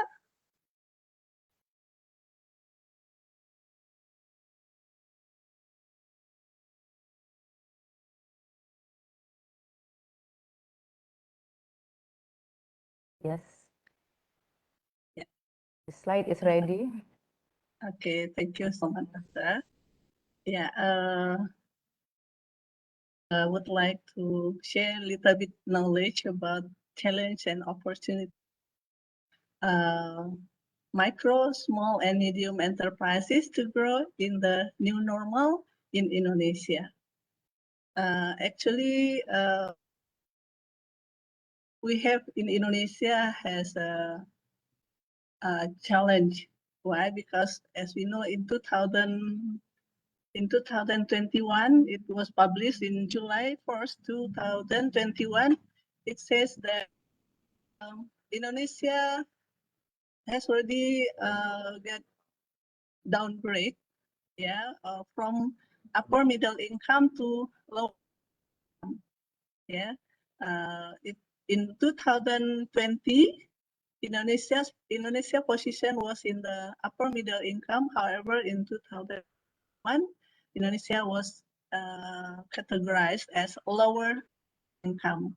So it make us as Indonesian little bit so shocked because we want to grow, but we finally lower grade. And in other side, out that compared to our neighbor, the ratio of the enterprise is very low, where Indonesia is at 1% out of the population, where Vietnam is 3.3, Thailand 4.5, Malaysia even 5%, Singapore 7%. So it is our obligation actually as an academic to do what we should do in order to increase the number of the entrepreneur in Indonesia. And the reason why we have entrepreneur rate is very low because it says that this not that high to compete. Compare Indonesia for 15 years old young generation only 0.5, but in South Korea is 18.2. Yeah, and then maybe the curriculum also has a problem where the teaching method that we have maybe not based on the problem-based learning. Now we are growing to adapt that problem-based. And then beside that, as Dr. Sri Gunawan mentioned just now about the classification or the structure of business in Indonesia, we have micro, small, medium, and large. Okay, and then the contribution to the country, we can see in here, but that micro, small, and medium got 57% out of the total contribution to GDP. So it's very big. So that is why we have to, as academics, should find way to increase the number of the entrepreneur in Indonesia. Besides that, there are some conditions I got from UNDP, just like Dr. Sri Gunawan mentioned just now. Just a little bit very fast to show. This is the survey did by the UNDP with university, where the survey they did relate micro, small, medium, and large, and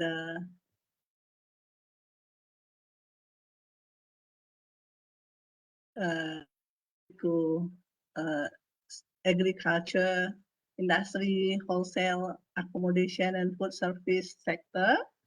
And then we can see during the pandemic, the business, especially MSME, face decreased demand, and then also decreased distribution, decreased revenue, decreased profit, and also has financial problem to provide fund for wages, loan, and other.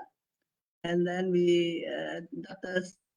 has mentioned just now what they did after the pandemic, close the business, modify products, change business product and techniques, and some other.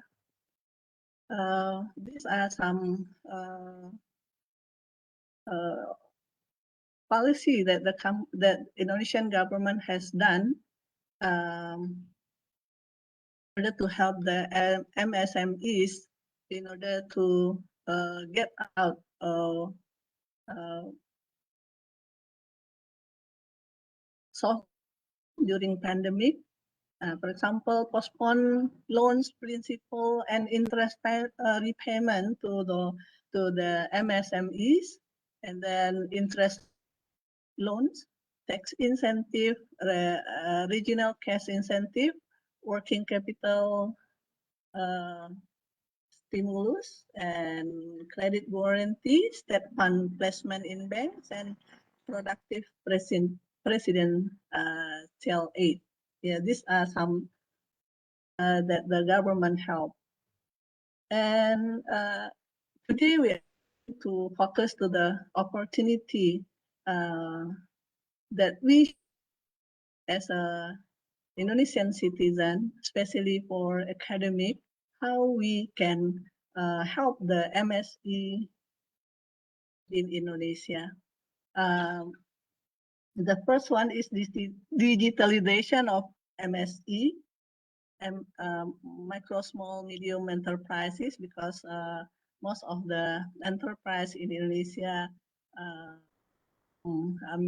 micro, small, and medium. So I think Dr. Sri Gunawan has already explored about digitalization of MSMEs. And then the second one is government support. And then the third one, collaboration of pentahelix. Yeah, jadi, and the third one, we have to motivate how become an entrepreneur in the future. Okay, I think this one has already discussed by Dr. Sri Gunawan. Maybe I can just go on with the next one. Besides the digitalization of micro, small, and medium enterprise, we also have government support in here. What we need from the government should provide a policy to make sure that the educate framework or rules and business environment that provide transparency, trust, security, and reliability. But not only policy, but we need Indonesian government to make sure to measure the achievement, the performance of the government employee in conducting or in to make the policy become real, such as to upgrade human resources capability, and then improve process business, and then provide market for the MSMEs, and then support financing. Even though the government has already made some regulation about this, but maybe they didn't measure the performance of the government employee that well. So usually the government to do training. However, after the training, they didn't go to the trainee and measure the successful of that trainee. Yeah, so for example, the government that will do to upgrade human resources in terms of, excuse me,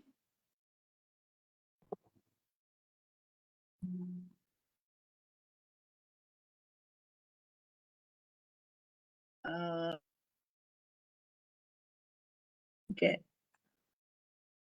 because nowadays we can do training by using on offline, and then develop assistant technical resource related to digital literacy, and MSME foster brother. In Indonesia, we call that kakak asuh. Kakak asuh means that big company will help the medium, small, and micro to be success in their business. Ya, jadi kakak asuh atau tua asuh. Okay, and then the second one by improving this. Yeah, for example, refocusing policy on helping business to develop higher value. Yeah, maybe some of are very good. The tests are very good, but some of have a good packaging. So nowadays, the thing that they need to learn is how to create good packaging, like a product that from in Malaysia, Thailand, or other neighboring country. And then informal transformation to formal. Most of the micro company in Indonesia do not have the certificate to run the business. Yeah, in Indonesia we call that NIB, nomor induk berusaha.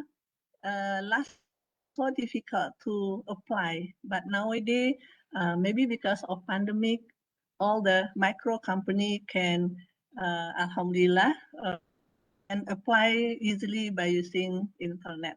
Yeah, and then product quality, and then certification, standardization of the product.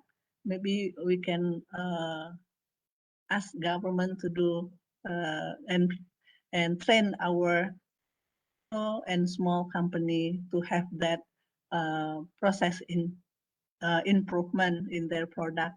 And then the third one, maybe government need to help the MSMEs to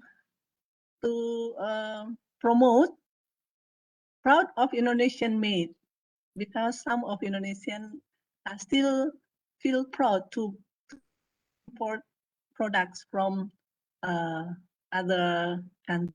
So we need to, the government need to promote very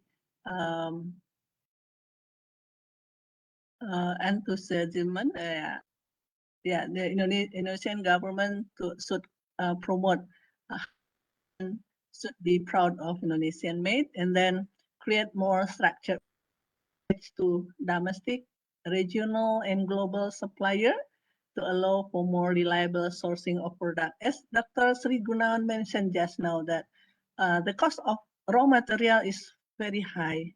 So it is the role of government to arrange the raw material and buy raw material from other country with a low price. So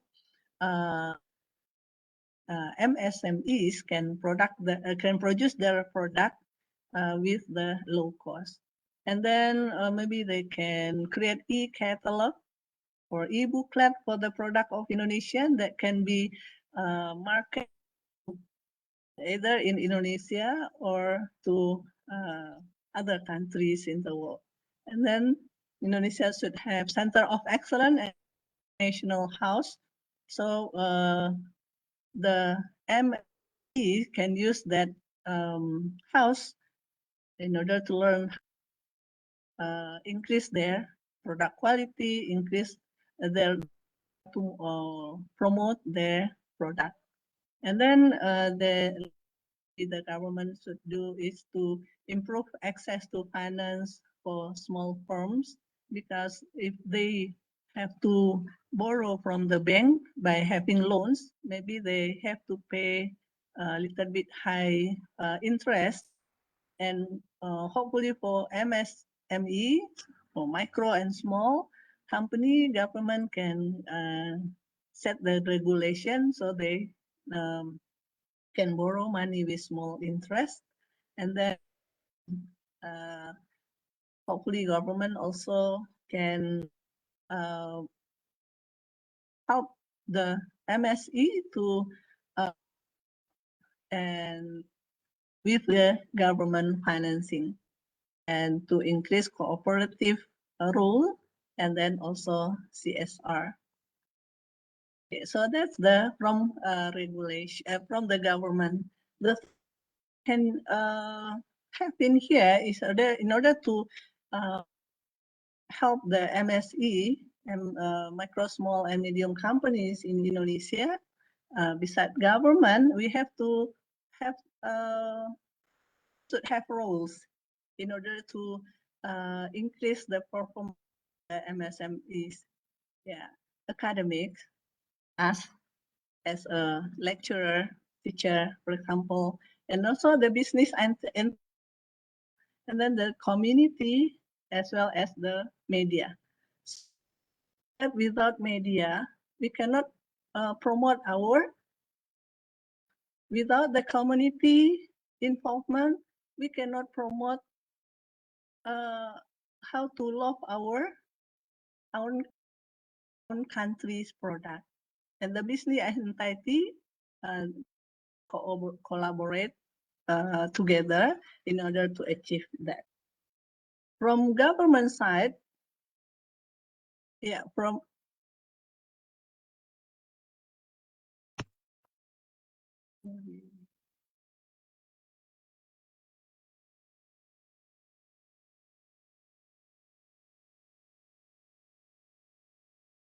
yeah, we discuss about government side from the business entity, communities, and media.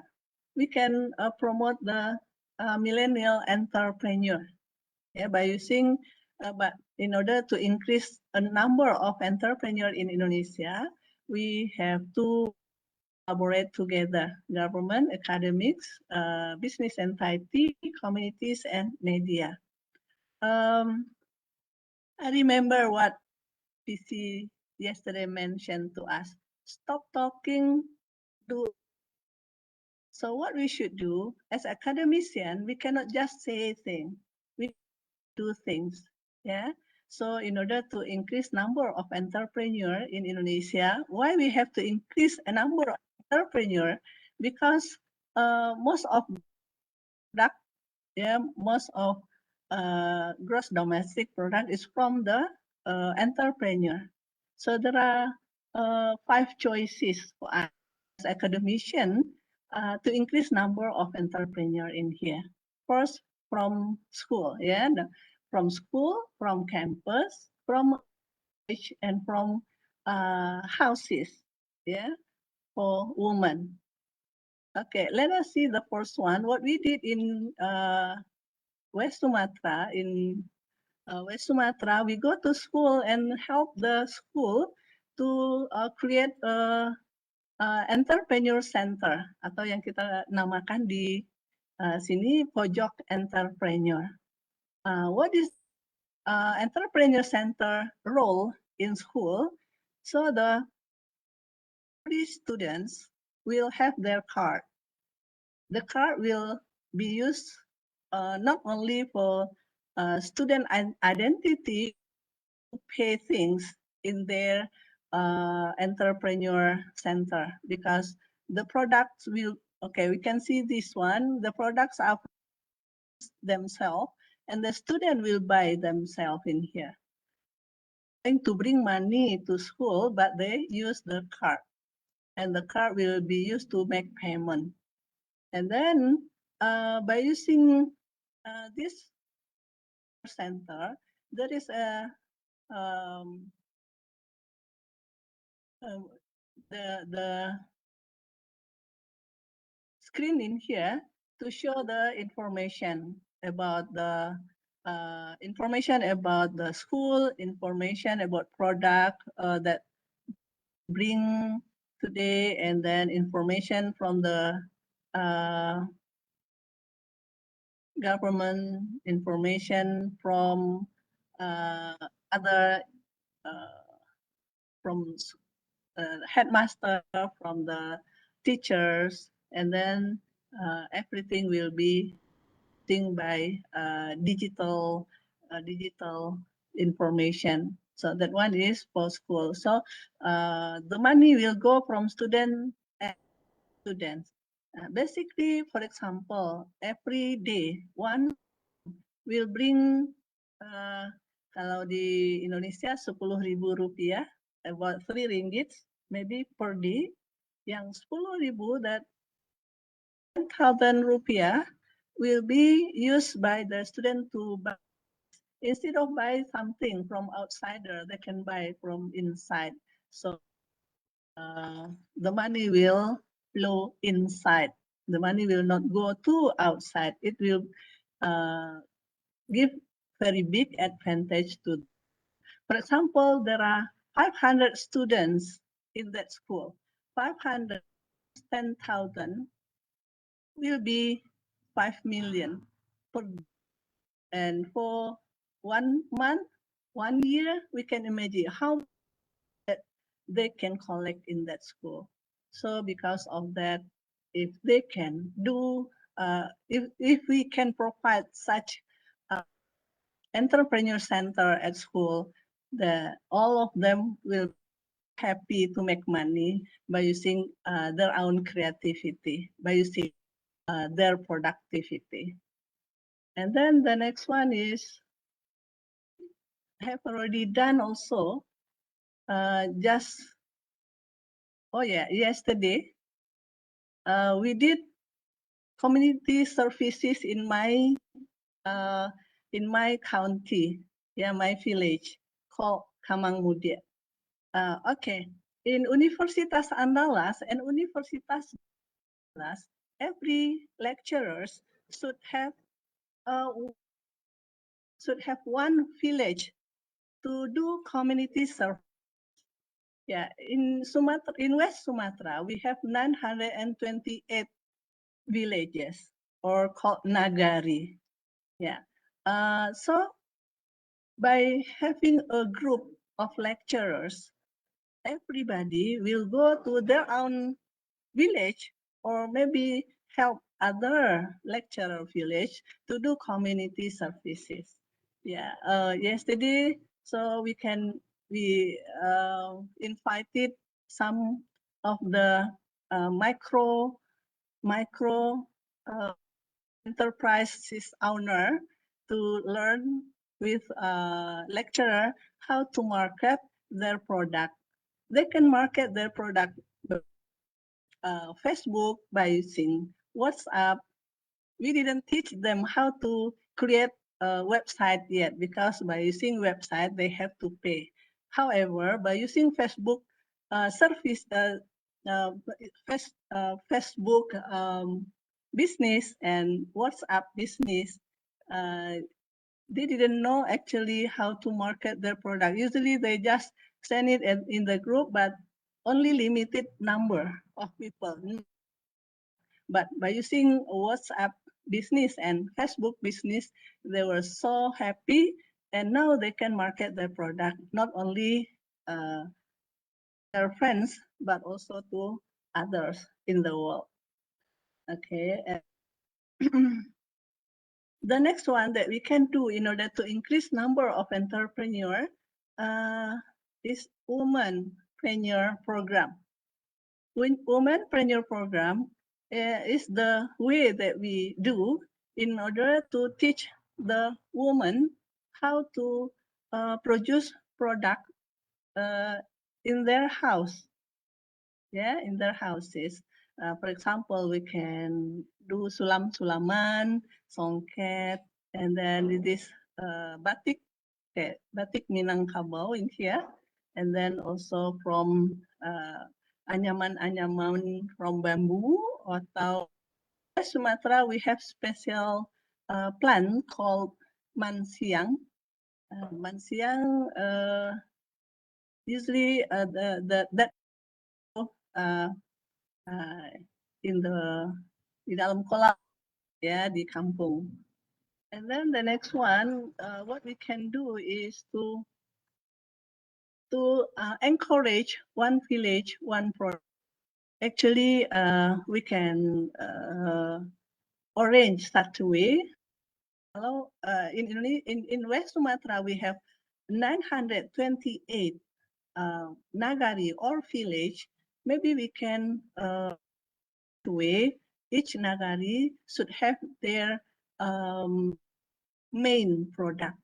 So by using that main product, they can produce together and then they can set the quality to produce good quality product, and then it will be also by government to help them if they do in one group or one community. For example, in order to sell rendang, this rendang, of course we have to create a good packaging. Otherwise, it will be oily when we bring this rendang to other countries. So in order to prepare the good packaging for this rendang, it needs maybe a very big amount of money. Of course, the micro company cannot afford to buy that machine. So if they work in so the government can buy one machine and all the micro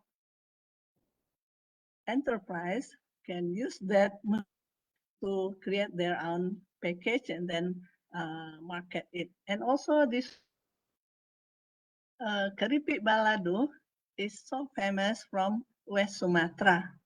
If we bring keripik balado like this one to other countries, the oil will be go out, yeah, spread out. So it will not that good to bring to other countries. So we need to have a specific page in order to make this product can be sent to all over the world. Yeah, maybe we can choose one village to have a souvenir from skin of cows, yeah, and then on songke. The last thing that we did also in West Sumatra, just 10 days ago, we launched Pakan Akai. Pakan Akai means pekan, hari, yeah, Sunday market, but virtual selling. Manggale means selling. So Manggale virtual means menjual. We sell it virtually. So we open the market, virtual market, every Sunday to 12 in the morning, and everybody will come to that market from all over the world. So what we do in here to help the government, yeah, this one is Bapak Gubernur, and ini the mayor of Padang, and then this one is also the entrepreneur successful. She even has already export her product to other countries, and I only help them in here. So what we will do in this Sunday market, of Sunday market, in West Sumatra, 19 kabupaten and kota, regency and city, 19 or 12 regency and 9 city, 7 cities. So there will be 19 of them. Should do every 1 week, each of the regency will take a turn in order to promote their product. So from 9 to 12, every Sunday, they are going to choose their micro and small or a middle company that will promote their product in that market. And then before they promote their product, of course, each of their agency and city will promote their interest places. So they are going to promote their hospitality in their location. So hopefully those collaboration between academicians. We as lecturers should have full of ideas how to increase number of entrepreneurs in our country. Without number of entrepreneurs, especially in Indonesia, I don't think we increase communities welfare in Indonesia. So basically, that's the role of an academician. We have to teach, we have to do community services to our community. I think that's all, Dr. Tiara. Small knowledge that I can, and what we did in Universitas Dharma Andalas and also Universitas Andalas. Thank you very much. Assalamualaikum warahmatullahi wabarakatuh. Waalaikumsalam warahmatullahi wabarakatuh. Waalaikumsalam warahmatullahi wabarakatuh. Thank you, Prof. Asniati. Very nice topic for how MSME can survive during the COVID-19 pandemic. Thank you, Prof. Siva, for coming. And today we will open the questions and answer. And we found several questions from the chat box and addressed for Prof. Siva. Yeah, I think from Lim Tien Xiang to Prof. Siva about social. Is that Prof. Siva already here? Yes, I'm here. Oh, okay, Prof. Siva. There's a questions for you about social and emotional skills may be an area of concern among the so-called COVID-19 student cohort, as most have no campus life experience since joining university in 2020. How and what can university do to compensate this? And what roles can be played by university in assisting stakeholders at COVID-19 recovery era? Yeah. Okay. All right. Thank you for the question, Mr. Lim. Now, basically what needs to be understood is this. Now, this new undergraduates who've just come in during COVID, they've hardly seen the campus. All they've seen is basically on screen and virtual. Now, what's happening in Australia is this. They're getting to actually communicate and call students individually and to build a bridge. And this is done either by the academics or we have the actually academic services who gets to talk to them and ask them, now, you guys have all been away. How are you doing? How's COVID? And basically, we have support staff. So I think what we need to do is we need to sort of put them into pockets, assuming there's a class and you have somebody there who's in charge of the class. So I know it's an additional role, but if we do care for our stakeholders, and that being the students, we must really look into their needs. And especially during COVID, it's been very much only a screen that we've seen. So we may be, I don't know about what's happening in Malaysia, whether students are coming back to campus. And if they are, then maybe they need to be brought back and shown around and said, these is what's happening, and reorientate them because they've started on the wrong foot. They've not seen anything. So maybe you need to have a reorientation for these students to ensure that they actually get to feel that they're part of the campus.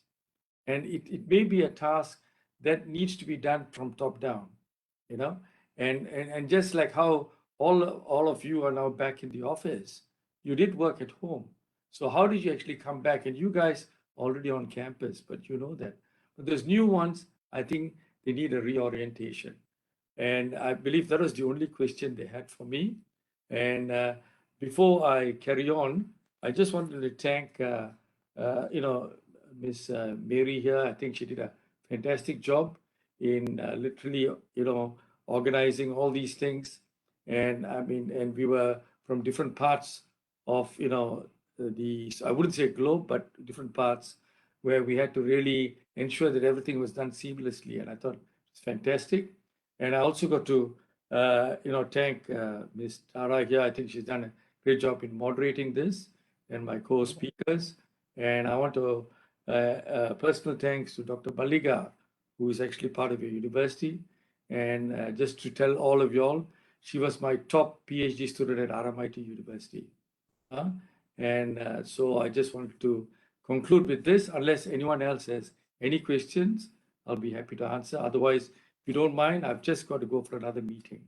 But I'll be happy to answer any other questions. Yeah, thank you, Prof. Siva, for your time. All right. And I don't think there's anything else.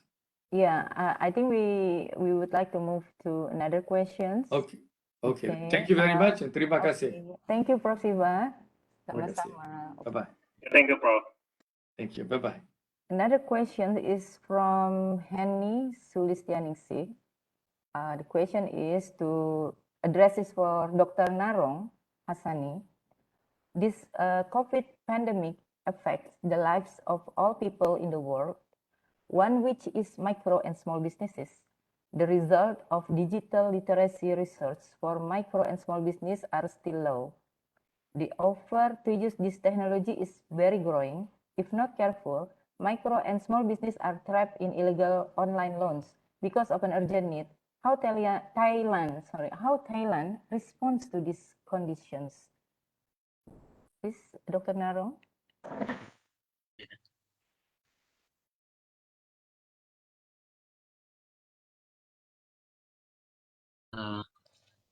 Repeat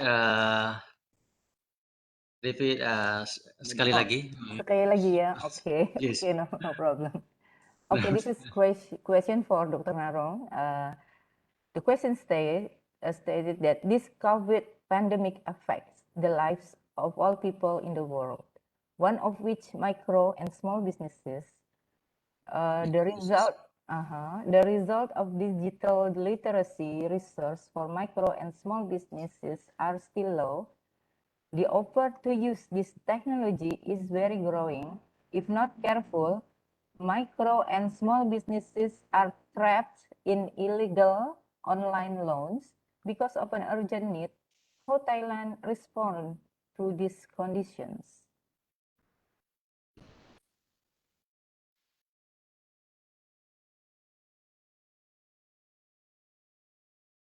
Yes. Bismillah. Maybe in Thai, in Bahasa. Silakan, Okay. Dokter. Okay.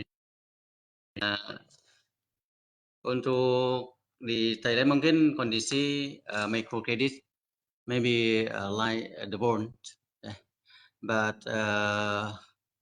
in Thailand sama juga dengan negara-negara lain tentang COVID ini ada impact-nya terhadap microcredit dan lain-lainnya. Tapi secara undang-undang memang yang di negara kita ini, negara Thai belum tentang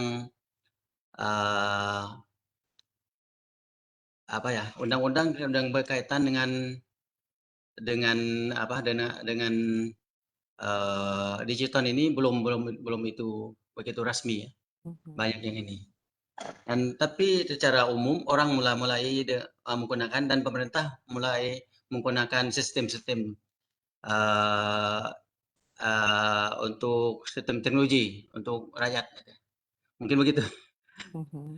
Kurang jelas. Thank you. Okay. Is that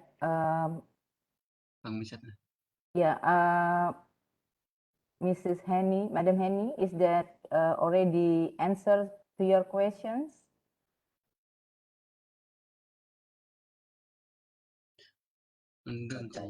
Okay. This is another questions for Prof. Dr. Asniati. Madam Henny, do you want to say something? Ada yang mau ditambahkan, Ibu Henny? Pertanyaan Ibu Henny ya?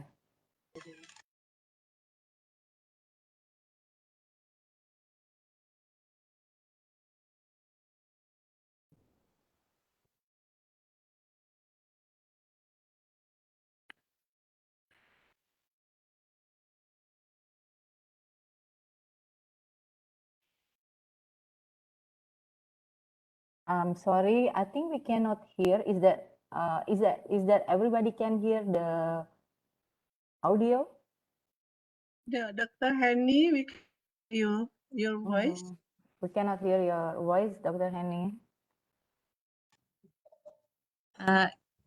Maaf, maaf Bu Tiara, tadi ada good. keperluan mendadak, jadi apa ya, sempat ditinggal.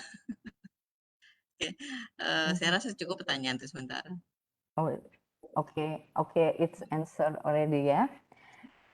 Lalu ada pertanyaan lagi untuk Prof. Dr. Asniati. Prof, as mentioned in your earlier slide that Indonesia has been downgraded. What has been done to upgrade Indonesia again? If any, including short, medium, long-term measures, maybe can share the most significant immediate actions to be taken. How long, in your opinion, shall Indonesia could get back to the positions and advance further? Should I read one more time, Dr. Prof? Yeah. As mentioned in your earlier slide, that Indonesia has been downgraded. What has been done to upgrade Indonesia again, if any, including short, medium, long-term measures? Maybe can share the most significant immediate actions to be taken, and how long, in your opinion, shall Indonesia could get back to the positions and advance further? Yes, thank you, Dr. Tiara. Hi, Dr. Janice. Nice to see you in here. Dr. Janice? Yeah, thank you for the question. As mentioned before, actually, there are many policies that have done by the government in order to help Indonesia to suffer from the pandemic, help the micro, small, and medium Indonesia. And then by using the strategy digitalization that has mentioned by Dr. Sri Gunawan, now the government is so sure that we will recover in 2024. But all the pentahelix that I mentioned just now, government, academician, the community, the business entity, and also the media, hand by hand, helping each other in order to recover. I think that's the answer to Janice. There is a question from Dr. Linda also, right? Oh, okay. Dr. Linda, is that Dr. Linda here? Can talk, ask the questions directly, Dr. Linda? Oh, okay. Yes. Oh, okay. Can Yes. you hear me? Your time, Dr. Linda. Yeah. Uni is here, Doctor. Yeah. Oh, okay. Let me read. Okay. Bunyi aja. Okay. Okay. At Yeah. this. Okay. Thank you. Okay, Dr. Linda. Prof. Asniati, this is the questions. At this pandemic time, when online learning is the main medium for teaching, is that this one, yeah, Dr. Linda? Okay. At this pandemic time, when online learning is the medium for teaching and learning, what is the best problem-solved learning activity that can be possible in calculate entrepreneurial mindset skills among students in the university? Yeah, thank you, Doctor, for your question. Basically, what we can do to students is to help themselves to where they have to help themselves as well. Why I say that? By using traditional teaching, we can directly see and what student can do. However, during pandemic, because we to deliver and conduct teaching and learning by using online. We have to ask the student to do everything themselves. What we do, especially in my course, I'm teaching accounting information system. In accounting information system, we discuss about how a company can build their own internal in order to avoid fraud. So there is a standard for that. In order to avoid standard, we have to suitable internal. So at the very beginning, we discuss the student what they should do in order to understand, but they can do they can analyze the weaknesses of internal control in the company.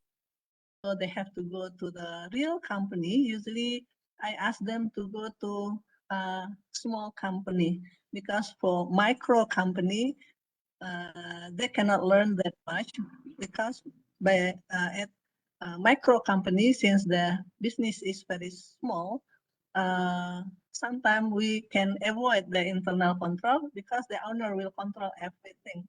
For micro company with the 50 they have, of course, they have to set the standard operational procedure. Student will learn the internal control that the company has and analyze whether they have weaknesses, and then they have to give recommendation based on the standard what they should develop in order to avoid fraud there. So they learn how to have a control by doing analysis. And I did it from 2020. Actually, when I was in University Malaysia, Sabah, I also asked students to go outside to from the company, but it was under our guideline, face-to-face guidance. But now the burden will go to the student more than 50%. Last time in offline, 50-50 between lecturer and the student. But nowadays, burden will go to the student themselves around 60 to 70. They have they will not have big opportunity. I mean, not much opportunity to discuss with us face to face. So that's what we do, Dr. Linda. They go outside to find their own problem and solve themselves. So hopefully by such a way, they can understand more our lecture in the class. And then I did do small research about their opinion to do problem based, and they said they feel happy by using that method because they got to the real business and much in that location from practical, I mean, the practical side, because we can only teach them from a theoretical side. They go to the real company, they learn a lot. Thank you, Dr. Linda, Adik Uni. Tiara. Dr. Tiara, you still mute. Thank you very much, Prof. Asniati, for your answer, and I hope Dr. Linda sudahkah ada pertanyaan, sudah menjawab ya? I can answer your questions too. Okay, now I would like to thank to all remarkable keynote speakers for today's speech. And I would like also to invite all the participants to open the camera because we want to do the photo sessions together. Okay, please kindly to open the camera.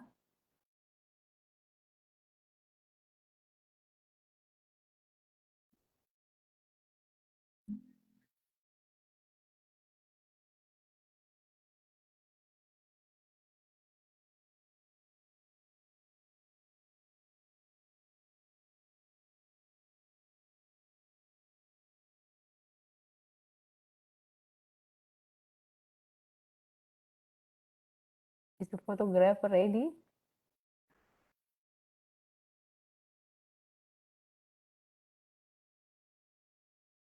I'm going to take a picture, so I will count on 3. 1, 2, 3.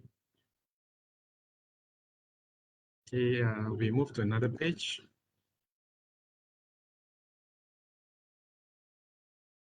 Okay, 1, 2, 3.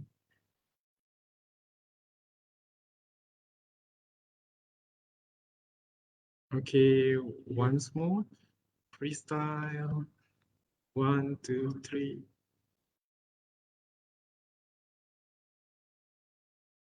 Thank you very much. Thank you. Now, I would like to invite the conference chair, ICoBS 2021, Dr. Rosalie Asid, to do the closing ceremony and to announce the Best Paper Award.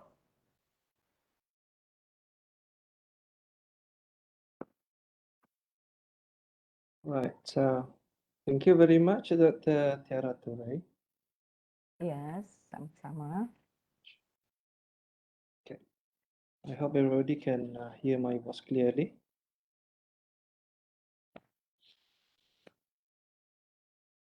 Okay.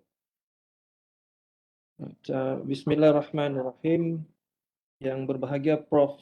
Datuk Chemist Technologist Dr. Taufik Yap Yun Hin, Vice Chancellor Universiti Malaysia Sabah. Yang berbahagia Prof. Datuk Dr. Haji Kasim Haji Mat Mansur, Dean of the Faculty of Business, Economics and Accountancy. Dr. Marso, Head of Unit, Sekolah Tinggi Ilmu Ekonomi Bulungan Tarakan Indonesia. Prof. Dr. Apotheker Dedi Prima Putra, Rektor Universitas Dharma Andalas Indonesia. Dr. M. Rizal, Dean of the Faculty of Business and Economics, Universitas Dharma Andalas Indonesia. Assistant Professor Surat Abdul Sattar, Dean, Faculty of Liberal Arts and Social Sciences, Fatani University, Thailand. Our industry speakers, Mr. Shaharul Niza Muhammad, CFO, Selcom Timur Sabah, Sdn Bhd Malaysia.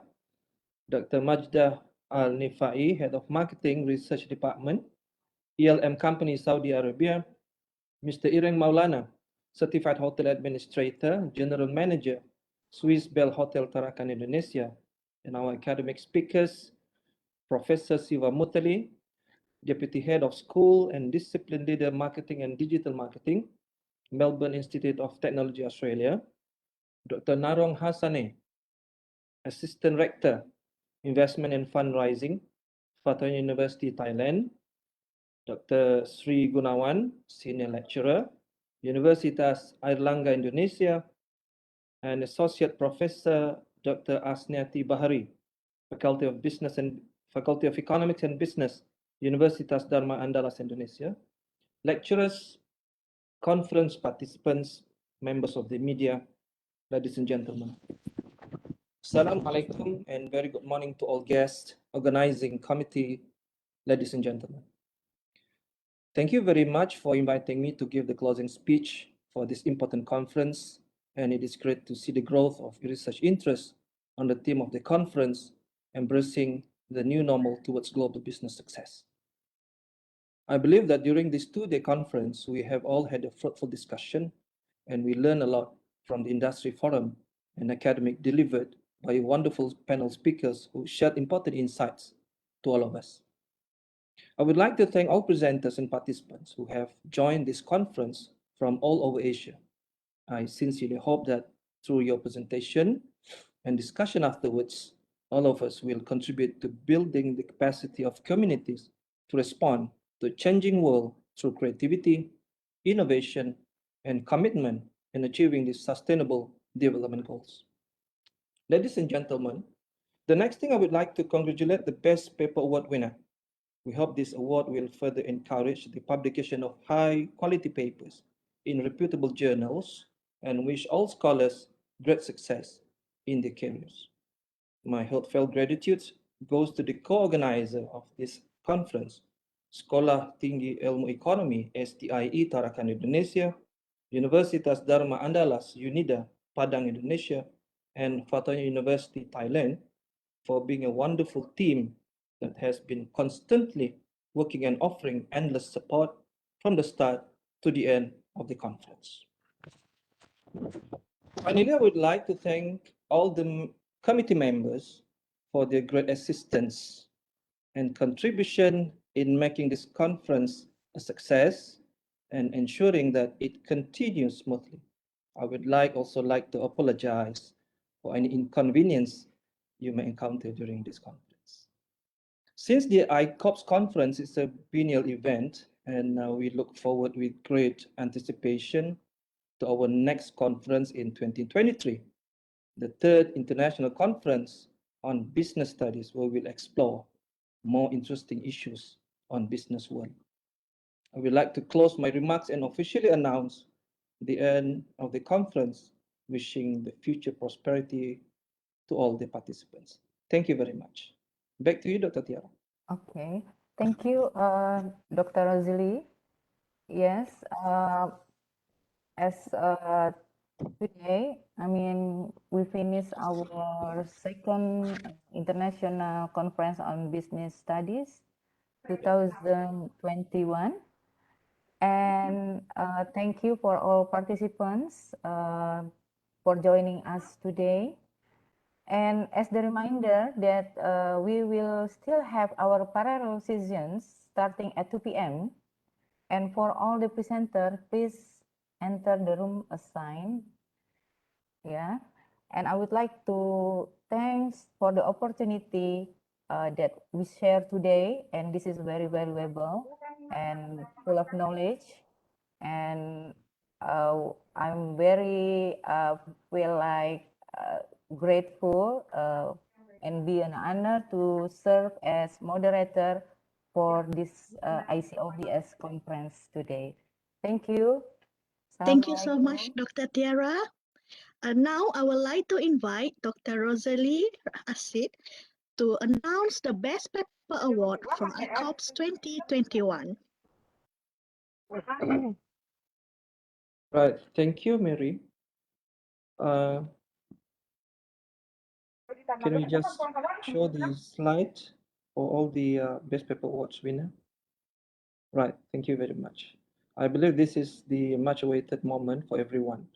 So now we would like to announce the Best Paper Awards.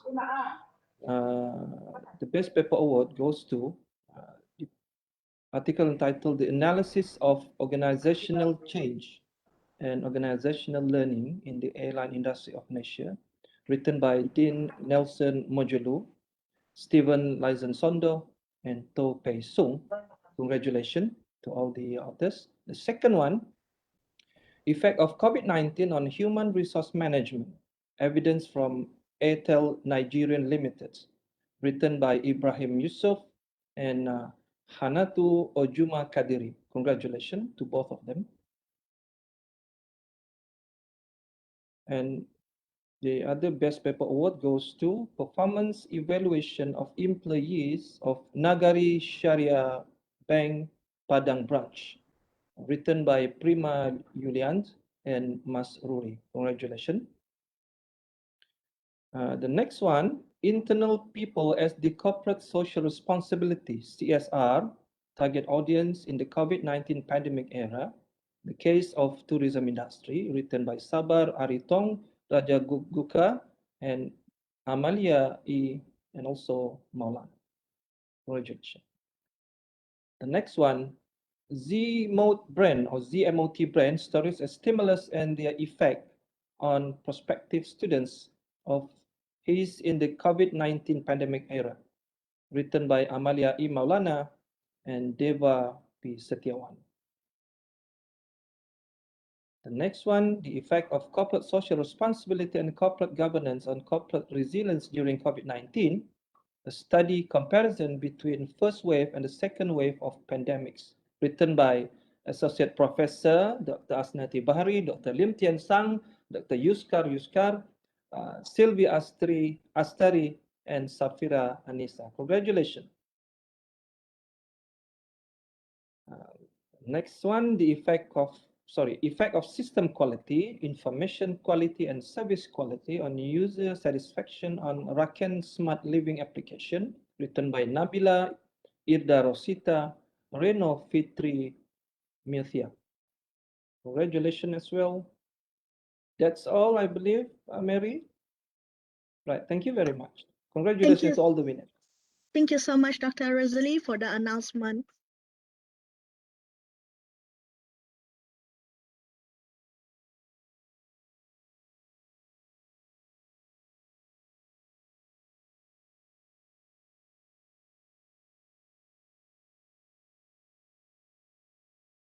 Okay, thank you, Dr. Rosalie, for the announcement of the best paper award. And it giving us the sign that our conference this morning is over, yeah. But still, we will have a chance to meet again in the next ICoBS conference. I think 2023, yeah. Okay, I would like to say thank you to all distinguished guests, participants, lecturer, ladies and gentlemen. So now I think we officially close this ICoBS to 2021. Thank you. I would like to say thanks for this opportunity. Thank you.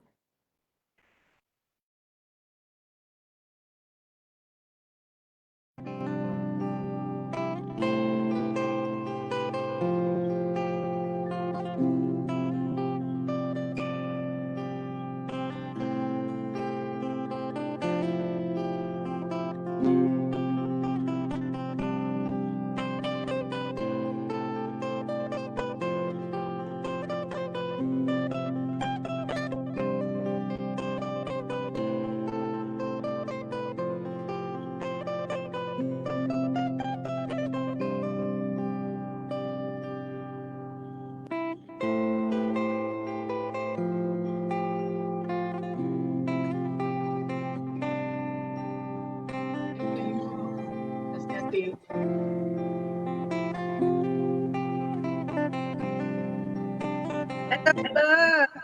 Long time no see. Yeah.